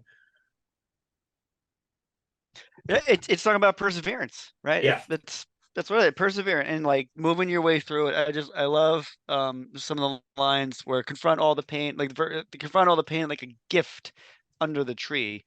It's like acknowledge that these hardships can be used for something good. And then they'll shape you. I remember earlier I made the line about the diamond. I'm a diamond on the inside, but just to add some pressure, because pressure will actually, right? If you put pressure on a piece of coal, it eventually will become a diamond, right? It's the same kind of thing. That's what shapes us. All these things we have to persevere through, what shape us and make us become who we are today. Also, I think with relationships, and just as a love song, it's the flu game. You're playing through, sometimes like you're not 100%, but you need to be there for your partner. And also sometimes when you're having rocky times, you can't be freaking out. That doesn't help either. So you need to think that that's your version of the flu game, where it's like you got to hold it together a little bit just to like meet them halfway. So I think it's, you know, Jeff, you keep touching on like the album being a reflection of themselves. I think that's absolutely in play, especially a band having hard times. You're not selling as much, just kind of get through. But also just in terms of just relationships, like that's it. That's the ideal, and that's why that game is so resonant. It's a great sports story, but also it's a literal inspirational like moment. You point to sort of something like that. Well, 100%. And going to the bridge on this one day every candle's got to run out of wax. Like even Michael Jordan had to stop playing at some point. He couldn't keep up, right? And one day, no one will remember me when they look back. So I can't stop till we catch all your ears, though. Somewhere between Mike Tyson and Van Gogh. Like, I love that line. Yeah. But it's like they know this is going back to the limited time. This is going back to life and death, I think. And it's like, that's why you do this. This is why you have to like make it, put all this effort to make it look effortless, because you only get one moment to be heard. And then you're on, right? I can't sum it up any better. That's exactly what it is. That's also a very fun, catchy song. That's the other thing too. Like there is a heavy message here, but it's also on top of this very like kind of like bombastic, like I don't know how you would describe it. Well, that's pop punk for you right there. Like we're gonna talk about some sad stuff. We're gonna make you bounce to it. Well, speaking of sad stuff, Baby Annihilation. Baby Annihilation. This is the intriguing title of the track, of the 10th track. It's it was almost Baby Animatronics, but they changed it. There it is, Baby Animatronics. What kind of animatronics is that? Sorry, folks at home, that is a very inside joke from college so many years ago about a David Lynch movie. We talked about David Lynch a little earlier, so there we go. Yeah, Eraserhead. Woo! Woo, coming full circle. The Silencio, Jeff. Silencio. This title, I can't take this title serious. I just can't. I'm just thinking this now. When I say Baby Annihilation, and there's no comma, but could it be like Baby Annihilation? You know, like you're saying it like a phrase or something like that, as opposed to actual annihilation of a baby. But I don't think it's a literal baby. Like we're gonna annihilate a baby. I think it's a small. Yes. Small, because we get that in the lyric. It's a little, right? Little annihilation. What's wrong with a little? So it's like, I don't. It's like it's a bit. My daughter would be like, "Oh, it's a baby annihilation." You know, like that's how she would say that. Assuming that would imply that there's also a big annihilation, which that's. Right. I said that like, what's his name on Phineas and Ferb? Greg, I'm really going to lean into this professional douchebag thing. I'm really going to lean into this from now going forward. But you go first, because I want to hear what you have to say. Well, I was going to say, this isn't a critique. I just find it interesting. Why are the two spoken words so close to each other? I don't get because I would think you'd put one at the beginning or one at the end or right next to each other. Like maybe that, but like have two tracks and another one. I just that's for the flow of the album. I just find that interesting. It is interesting because one thing, like I go back to like I'm like, okay, if I don't do spoken word, like what can I do? Like let's say we have like two acoustic tracks. Like Alkaline Trio was good at that. They'd have an acoustic track would close both sides of an album, right?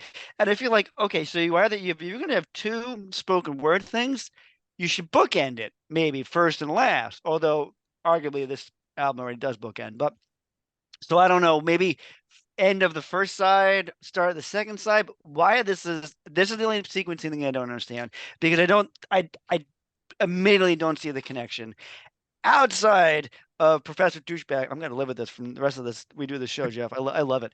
I was curious about the definition of annihilation. Annihilation is the complete or utter destruction or obliteration. Okay, so completely wiped out. However, in physics, it's the conversion of matter into energy. Like, I think that connects. And I think Pete's savvy enough to put that together, that you're going to take matter and make something out of it. Maybe that's the connection. Well, if you are to bookend the song in between the two spoken words, there's a conversation that Pete is having here in his spoken word poem, basically back to Ethan Hawke, because Ethan Hawke is saying there's nothing, it's just these little things, these little moments, right? And here Pete is also saying, well, it's also the stuff that gets destroyed is also part of it, right? That's also something, because like it's not that there's nothing; things are getting destroyed. This is the second track in a row where he's talking about melted wax on a birthday cake as far as a metaphor for time going away. Like your life is always going to be your life is being annihilated slowly, right? Mhm. For that's another Fight So Club. is it just that nihilistic that just basically life is just a slow annihilation of well, being utterly destroyed, or is it all the physics side of it you're basically taking your life, and that's the matter, and turned into energy, which is the output, like the music. that makes the most sense to me, Okay. because there's this line here. Stuck in a wasteland we covered in glitter and broadcast just for a little serotonin. Mm-hmm. Like we're doing that to feel better, right? Right. What is there between us if not a little annihilation? But Well, oh, please, Phil. I was just gonna make a comment, just say a baby annihilation. Let's get back to the title. Greg, you go. Well, I was gonna say, like, this is very dense. It's not a long track at all, over a minute, but like there's a lot packed in here, and it's poetry. And I think like if you don't connect with it, stuff like this can be seen as pretentious. If you do connect with it, it's lovely, and I find this lovely. And it's so, what is there between us? Not a little annihilation. Isn't that like most of our failed relationships, where it's like, I had a beautiful thing with this person, but I don't anybody. What is the current state of my relationship with this person? It's not that beautiful thing anymore. It's the annihilation that's left behind. That is the current state. It's destroyed. It's gone. And yeah, I can think about a time before that, but that's the time before that. That's not the present. And so I thought that was a nice way to kind of say like what that is, calling it by an actual name. But it's not a huge annihilation. It's just a tiny thing for myself. Is that also just to bring it back? But is that something that Ethan Hawke doesn't mention in his? He's talking about Big Macs and the sky before the rain comes. Mm-hmm. And now Pete is saying, and don't forget the baby annihilations you have in your life. They're also what make you. They make up your life. Yeah, that's why it's there. Why the sequencing is the way it is, I don't know. But that you guys are that's great, guys. I love it. It's like Ethan Hawke's talking about now, the second, and then this is talking about, but don't forget the past and how you got to this second. I think that's remarkable. Good job. Well, it's also interesting because he is transitioning you to kind of look at these baby annihilations of the past, these things that went wrong, and I think it very much tees you up the thematics of the next song. The next three. I was just gonna go there, but no, you're right. It really, you kind of. That's why we have these where they are. I don't know why they're not next to each other, but whatever. Or like stacked one into the other. But yeah, you get into Kintsugi Kid. Kintsugi Kid, parentheses 10 years. Yeah. Yeah. I mean, this to me, Phil, what do you think I think about this track? Do you want to get into the title? Let's get right into the title, Jeff. Do you know what a kintsugi is? I don't. Because I'm Professor Douchebag, I'm going to lean into this. It means to join with gold. It's Japanese. Oh. It is a Japanese thing of embracing imperfection, staying optimistic when things fall apart, and you celebrate flaws. Which when I read what that was, like, completely changed my opinion on the song. Like, it utterly changed my opinion on the song. It's about getting older. It's what it is, and acknowledging all the flaws you have, and to celebrate them. Well, it's also interesting that you said that, because that opens up to me as well. Yes to all that, but he's like, the chorus of this song is, I spent 10 years in a bit of a chemical haze, and I missed the way that I felt. That could be drug addiction. That could be, Fall Out Boy has often talked a lot about mental health, and antidepressants is a big thing. Like, they've talked very openly about that. And like, to me, like, isn't that what that chemical haze does? It covers your quote unquote flaws, but doesn't let you feel completely. Right. And if we're looking back and being like, no, I'm not broken. And it took me 10 years to realize that. Right. And to acknowledge that, I think this is an album of awareness. And I think this is, again, another song that's bringing that home. That what was it's honest. Yeah, Like it's an honest look at yourself. no, it feels to me like the most starkly personal song on the album. Yeah. Because it is talking like mix the low lights with the low lights. Like there are low lights, right? So roll the highlights, the got to high life, got to high life. Like, yes, there's been great things that a lot of people have seen, but there's a lot of stuff happening that's been really hard. And the growing up thing, and that's the thing, like you're having a hard time, then you're missing things, right? Because you're kind of stuck in this chemical haze, whatever. Like that verse, past my old street, the house I grew up in. Okay, so we're in nostalgia, we're looking back, we're thinking that, and then it breaks your heart, but before the Ramones are dead, which is very interesting to mention that. But you're basically like, when did that happen? The Ramones are like what started all this, started punk, right? The reason why we're here is because of the Ramones, and like they're all dead. Like most of them are dead. How'd that happen? It feels like where did time go? Your heroes are gone. No, the mental health thing, Jeff. You really that changes the flow of it, because like we're going low, like there's almost like this bipolarness of it, that there's like high highs and low lows, and even says low. It is, I think you're right, it's talking about acknowledging maybe one's mental health, but so like, look, I guess I kind of connect with this song a lot, because as a man who was diagnosed with ADHD well into my 20s, I had to survive a long time with ADHD, not knowing it was a thing. And like I naturally always felt out of step with people. And like I never felt normal. And that's just who I am. And it took until my 40s to go, really, late 30s and 40s, to be like, you know what? I actually think I can make this a gift. This is a flaw of mine that I think I can harness. And because I don't think like other people. And I don't. My mind process naturally, chemically speaking, automatically processes things differently than anybody else. It just does. It just does. That is just how I'm made. And I've turned that. I'm like, you know what? I'm not going to make this a negative anymore, where I am out of step with all the world. All of you are out of step with me. No, more of that. It's just I'm going to embrace being able to think differently than other people, and I'm take a flaw. I'm going to celebrate it. Well, and I'm hearing now, like you could change lyrics for yourself to be like, I spent 20 years thinking that something was wrong with me. Right. And now I'm like, no, this is like my superpower, and like I'm going to show you how I'm going to use it. Yeah. Kind of thing. I'm gonna. That's exactly. I am now the Kintsugi Kid. Yeah.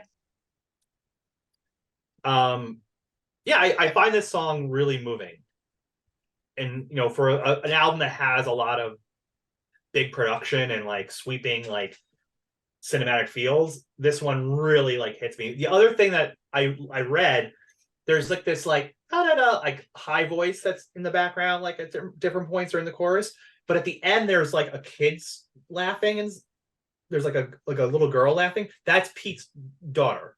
So is it really? And I think that's very important too, because if this is a very personal song about kind of being in this haze for whatever reason for 10 years, and now like being older and kind of like really kind of realizing the seashell method met a little bit here, right? We're coming back to that.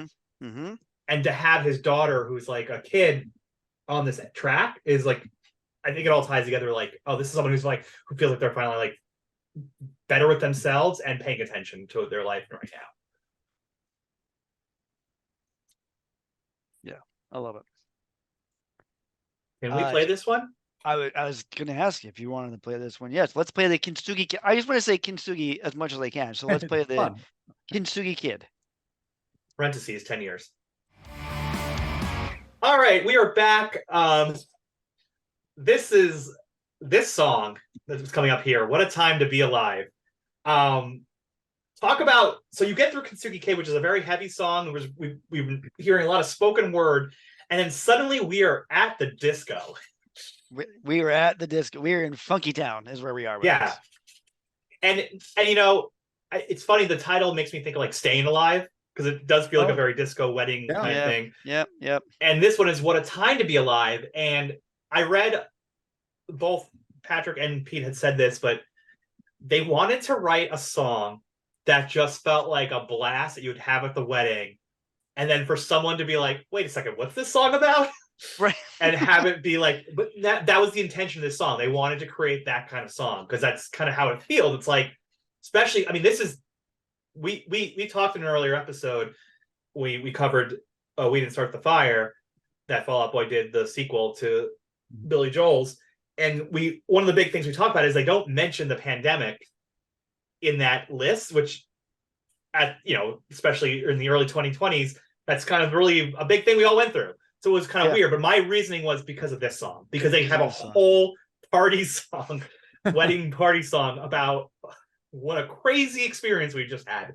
What a time to be alive. I mean, it's again, I think again, Pete does a great job with a very tongue-in-cheek title where it means two things. Like it does. It's like sarcastic, but I think at the same time, it's also kind of serious though. I mean, there's like it's funny how he's good at that. Because everything is lit except my serotonin. It's yeah, that's how it felt. That's how it felt. They say I should try meditation, but I don't want to be with my own thoughts. And like, yeah, that's great. That's great. And very honest. Sometimes you wonder if we're ever looking back at a picture of 2019 and saying that's the way the world used to be. But our dreams start bursting at the seams. Like that's the thing. Like you think back, like we have this marker in our time now of like before the pandemic and after the pandemic, and there's a difference in the world that we've all experienced in our day-to-day lives, just because we're getting vaccinations every year now, like for COVID and things like that. Like it's great that you brought that up because it is, at least in my life, I feel it's a singular. It's one of them because there's another one back in 2001, but it's a singular event that happened that we all went through, right? Like I go back and you're like, right, there's like I can now distinctly remember the time before and post the pandemic, and I equated that to the internet. I can remember the time before and after the internet, like when the internet became a thing people had, but that didn't happen for everybody at the same time. Right. Like you slowly, like, I was, we had the internet in New York earlier than I know other people did in other parts of the country. And so that's not an event that happened at a very specific time that everybody connected with. But it's one of those things where I remember what it's like before the internet and after the internet. Now I'm in the same boat now with the pandemic. I know exactly what it was. And I know exactly what it was like before the pandemic and after the pandemic. It's also like, I know exactly what life was like prior to 9/11, 2001 and after 9/11, 2001. So these are like one of those points where we all had a connection. But I think this one is one of those ones where it happened and we all went through it at the same time together. And we live streamed the apocalypse as it well, I think that's huge because like that's where people, if the pandemic had happened 10 years before, I think, and not counting the loss of life and the people who got sick, which is, obviously awful. But as a society, we were equipped to handle being in a lockdown. We were equipped to not going out because we're so online. So like this idea of live streaming the apocalypse, like, of course we're going to live stream the apocalypse. That's all we do. Yeah. Yeah. That's where we are now. That's why we survived, I think, as well as we did. That sounded terrible to say now that I say that out loud. Because again, I don't want to look short-sighted the many people who died on it. Yeah, you don't want to diminish a lot of lives were destroyed because of it. Yeah, not going to diminish that whatsoever. Right? I mean, it affected my own family, so it has a big and immense effect on us. I'm not going to take any of that away. But you're right, equipped to handle the navigation through it. Although Pete likes to call it the live stream the apocalypse. I don't care if it's dirty. The view's so pretty from the deck of a sinking ship. Well, that's a negative thought, isn't it? Well, it's hard not to feel that way. I think. Yeah. I mean, does any period in human history do the people look around and be like, this is great, we're killing it? And I don't think it's it. Like, I think everybody's got their own version of I think maybe some have stronger cases to be made than others. I'll also say that. But like, I think that's our natural inclination, is to feel like, well, things used to be better, but now here we are. And then like 20 years from now, same thing kind of repeats. Look how we talk about the 1950s. Like Right. I idealize. I'm like, yeah, do you know how much bad stuff happened in the 1950s? Let's not rose color anything, please. Let's be a little honest with ourselves. Which is it's kind of the point of the album is there's an honesty and integrity and throughout a lot of the lyrics. And I think that's, like I said, I think it's a joke. What a time to be alive. It's very tongue in cheek. It's like, no, I mean, is it a great Well, time? But he's also kind of being serious. Though. Like I think I don't know. well, it's. I mean, going back on the thing, Greg, you just said too about every time period, people think that this is the worst time. But I mean, if you really look at a bird's eye view of things, this is probably the best time to be alive. Like, a middle class life is more luxurious than the pharaohs had it in Egypt. Right. You know what I mean? Like, yes. Yeah. so there's all that. But you know what? Here's what I can say for sure: we need to get everybody dancing out there in podcast land. So I Jeff, think what song is this? it's "What a Time to Be Alive." What else would it be? What a time to be a penultimate song on an album. There you are. Good job. All right, here's "What a Time to Be Alive." All right, Phil. Yeah. We've gone through it, Greg. We've so much for Stardust.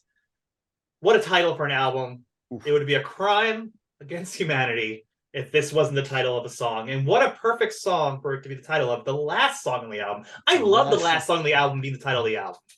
I don't know why. I just makes me feel so satisfying. Isn't it? The Cure's Disintegration we covered. Disintegration was the last song, wasn't it? Yeah. And isn't this Fall Out Boy's Disintegration, really? It is. The last three songs Disintegration really connect a lot, not thematically, but I can sort of in a weird way. But yeah, so much parentheses for Stardust, which would imply what? The name of the song is So Much Stardust? So Much Stardust. Exactly, it's Stardust. Excellent closing track. Excellent. Oh yeah. Excellent closing track. Yeah.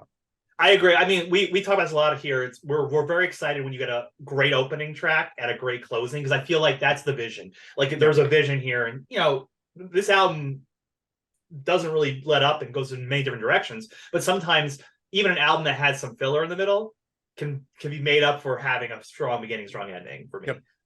Yep. Particularly when they're bookends with the first song. Right. Yeah. That's always great. I love when they actually it's almost like they know what they're doing. But Phil, you asked a question about Stardust. I did.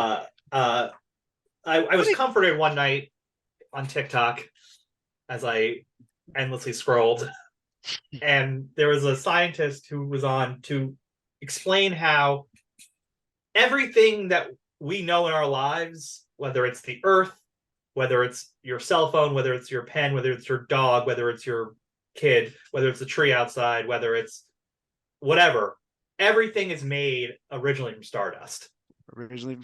We are all made of the same basic compound of Stardust. And I don't know why that TikTok comforted me so much, but I just did. I just love it. I just love that we're all Stardust. It's a lovely thought. Mm-hmm. But then why is there now the word "for" in there? So much for Stardust. Well, because I think you normally would think Stardust is this magical, wonderful thing.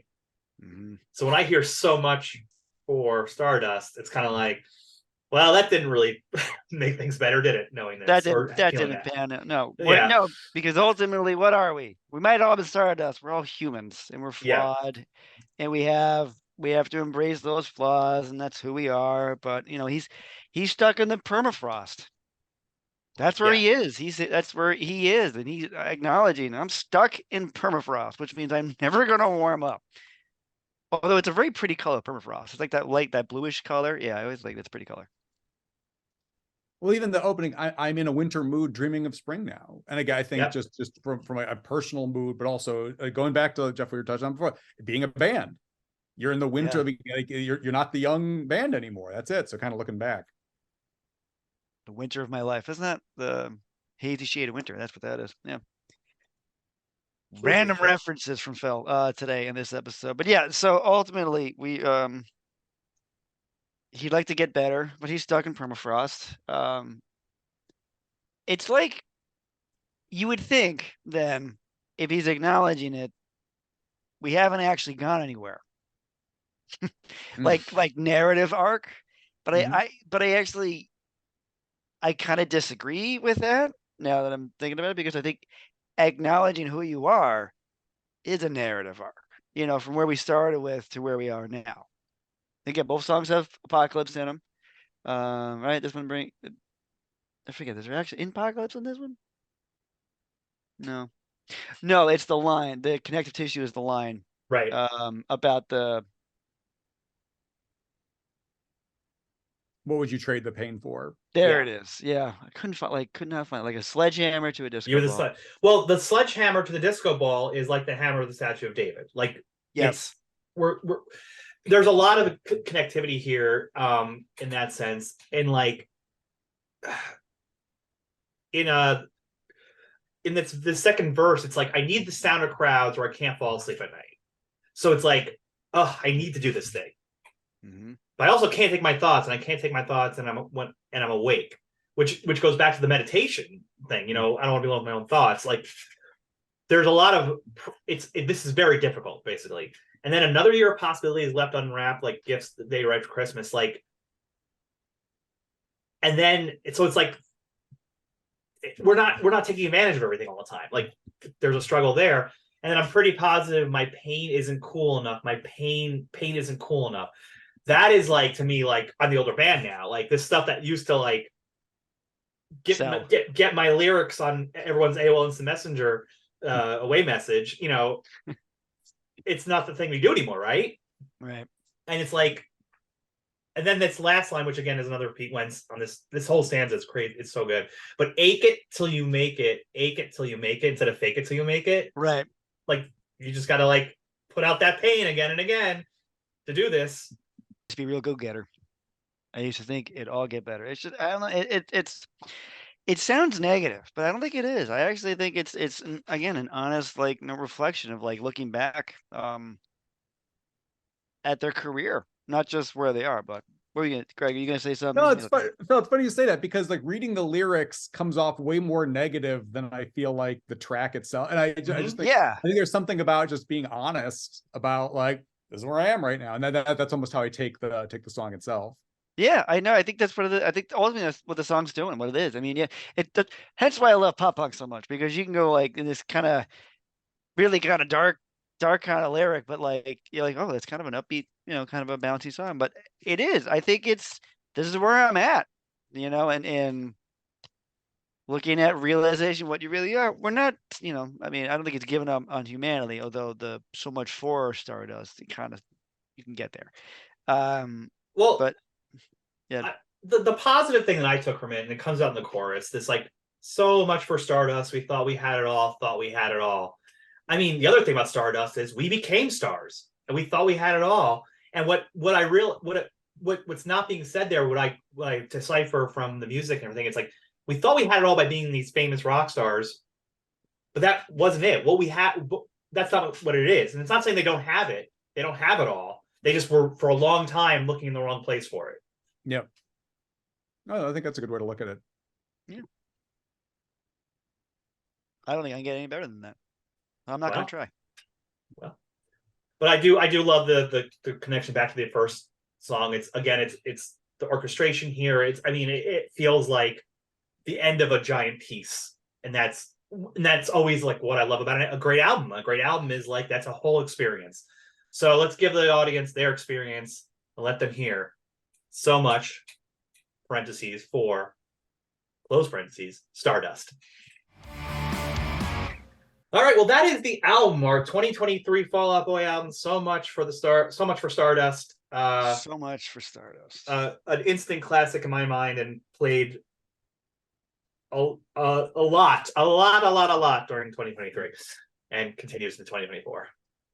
Jeff's not lying. He was texting me a whole lot. He's like, "Guy, we got to cover this." I'm like, I gotta go listen to it. And then I went to. I was like, no. Well, and Fall Out Boy is completing the ultimate rise. Return to form, but they were announced they are co-headlining the next When We Were Young festival in Vegas.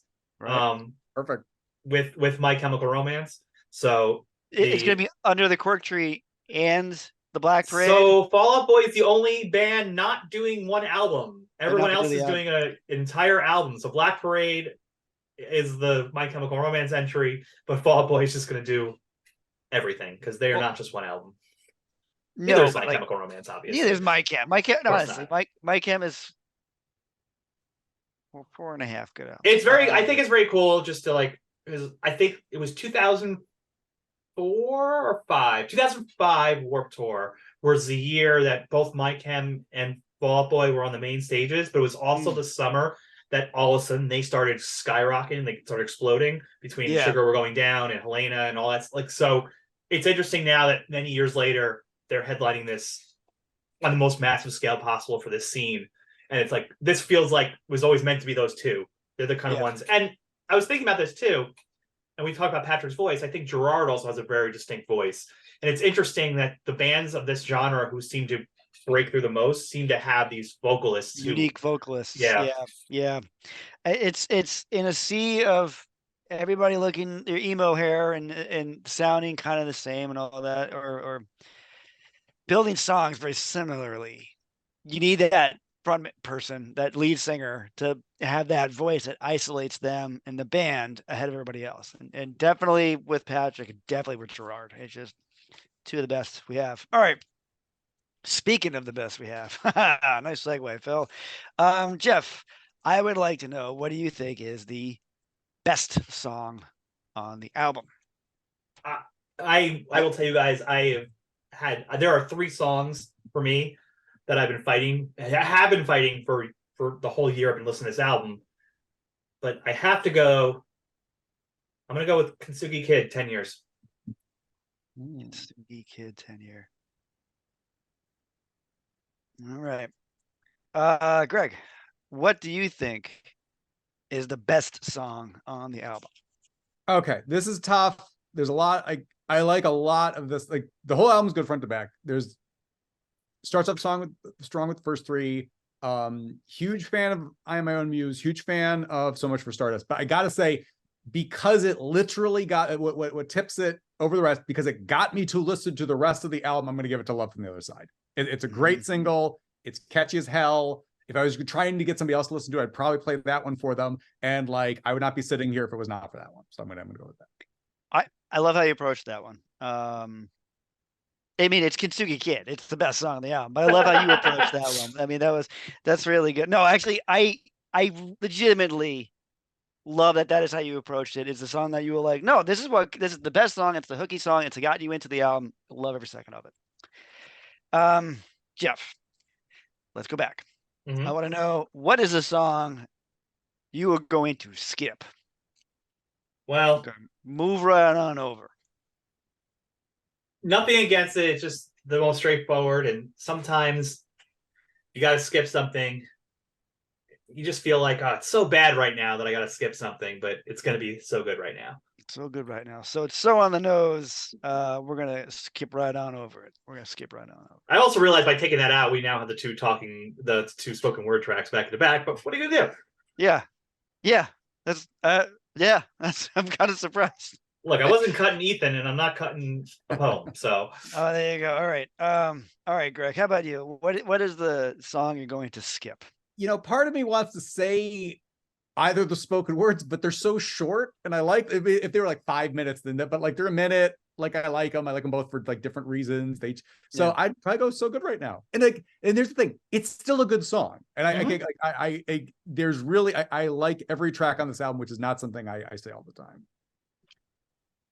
Well, I'm going to skip one of those spoken word ones. I'm going to skip Baby Annihilation because I want to get to Kintsugi Kid. It's one of those times, Jeff, where I want to get around something to get to the next thing because I like it so much. That's where I'm living. Now, I want to go over, I think, what is the most interesting question whenever we do this. And Jeff, I want to know, what is the sleeper song on this album? What is the song people should pay more attention to and enjoy? I think Heaven, Iowa for me. I think it's kind of in the middle of the album, so sometimes people get busy with their tasks at hand, and maybe they're not paying attention. But I think that's an incredible song, and it's got a lot to say about the band and big thoughts. It's kind of hidden in the middle. It's like, it's the start of the middle run of the album. So I get you. No, I get it. Greg, what about you? What do you think is the sleeper song, the song people are sleeping on? I Am My Own Muse. Good choice. I think it's sandwiched between those two spoken words. Maybe you're starting to tune out. You've been listening to the album, it's in the background, you've been doing some cleaning or whatever, and you're gonna come back towards the end. But like, no, I think that one of my favorite tracks. That's a good track. That's a good track. I'm gonna go with Fake Out. I think Fake Out is a great song. I think it's a great song that I don't know if everybody pays attention to it, but I think Fake Out's great. Again, in the start, we're kind of in the same vein. Like we got through the first three songs. With Fake Out, I think it's because the first three songs are so big, and then we go to this song that they're like, maybe I'll tune out now because the other one's so big. But again, I think this was the song that got me. I was like, hey, wait, what am I listening to over here? I think that's where I'm at. So I'm gonna go with Fake Out. So good right now. That is the last track on the first album. Okay, I was trying to think. Usually I like to see if we have the commonality, if we all pick something from, but we're kind of all over the place this time. Not choosing one side or the other. I just think that speaks to the strength of the album. Yeah, exactly. 100%. So that is the album. I'm gonna go through a couple of things. I'm going to say, Greg, where can people follow you if you would like people to follow you on the social medias? I'm on Twitter for now. We'll see. Aren't we all? Yeah. If by the time we drop this in March you're not on Twitter, we'll put a little special in memoriam. But stop by, say hi, we'll talk hard rock or anything. If you got some pop punk suggestions I should check out, please do. I'm open. See, I'm walking away from this experience open-minded for other either new stuff or older stuff. So there you go. Excellent. There you go. Awesome. Folks at home, remember to hit that follow button. I gotta get all these right. Hit the follow button on the Spotify, hit the like and subscribe, and get that notification button on YouTube so you can find out when our new episodes have dropped. We are on the Instagram. We are on Threads still for some weird reason. We're on Facebook, and we're also on TikTok. So follow us there at Millennial Diner Podcast. Excellent. Well, I can't wait to come back for the Head PE episode. Oh, that's exciting. I look forward to that. Well, yeah, that'll be great. Funny, Greg, if you really wanted to, you could do your own Head PE podcast. In fact, making podcasts on Spotify are very easy. Spotify podcasting for Spotify is everything you need is right there. Let's say you want to do a podcast just on bands referencing whose names come from The Simpsons. You could go from Fall Out Boy to someone should have the name Dr. Nick as a band. If not, someone start that band. Anyway, make your podcast. Talk about The Simpsons. I'm trying to think, is there another band name? No, but they should, the band name should be like Monorail. Like that should be a band name. Dr. Nick and the Monorails. There you go. Dr. Colossus. There you go. I like that. Greg, thank you so much for coming to the diner. I hope the meal was satisfying. My pleasure. Good seeing you, gentlemen. I guess that's it. So much for Rye Toast.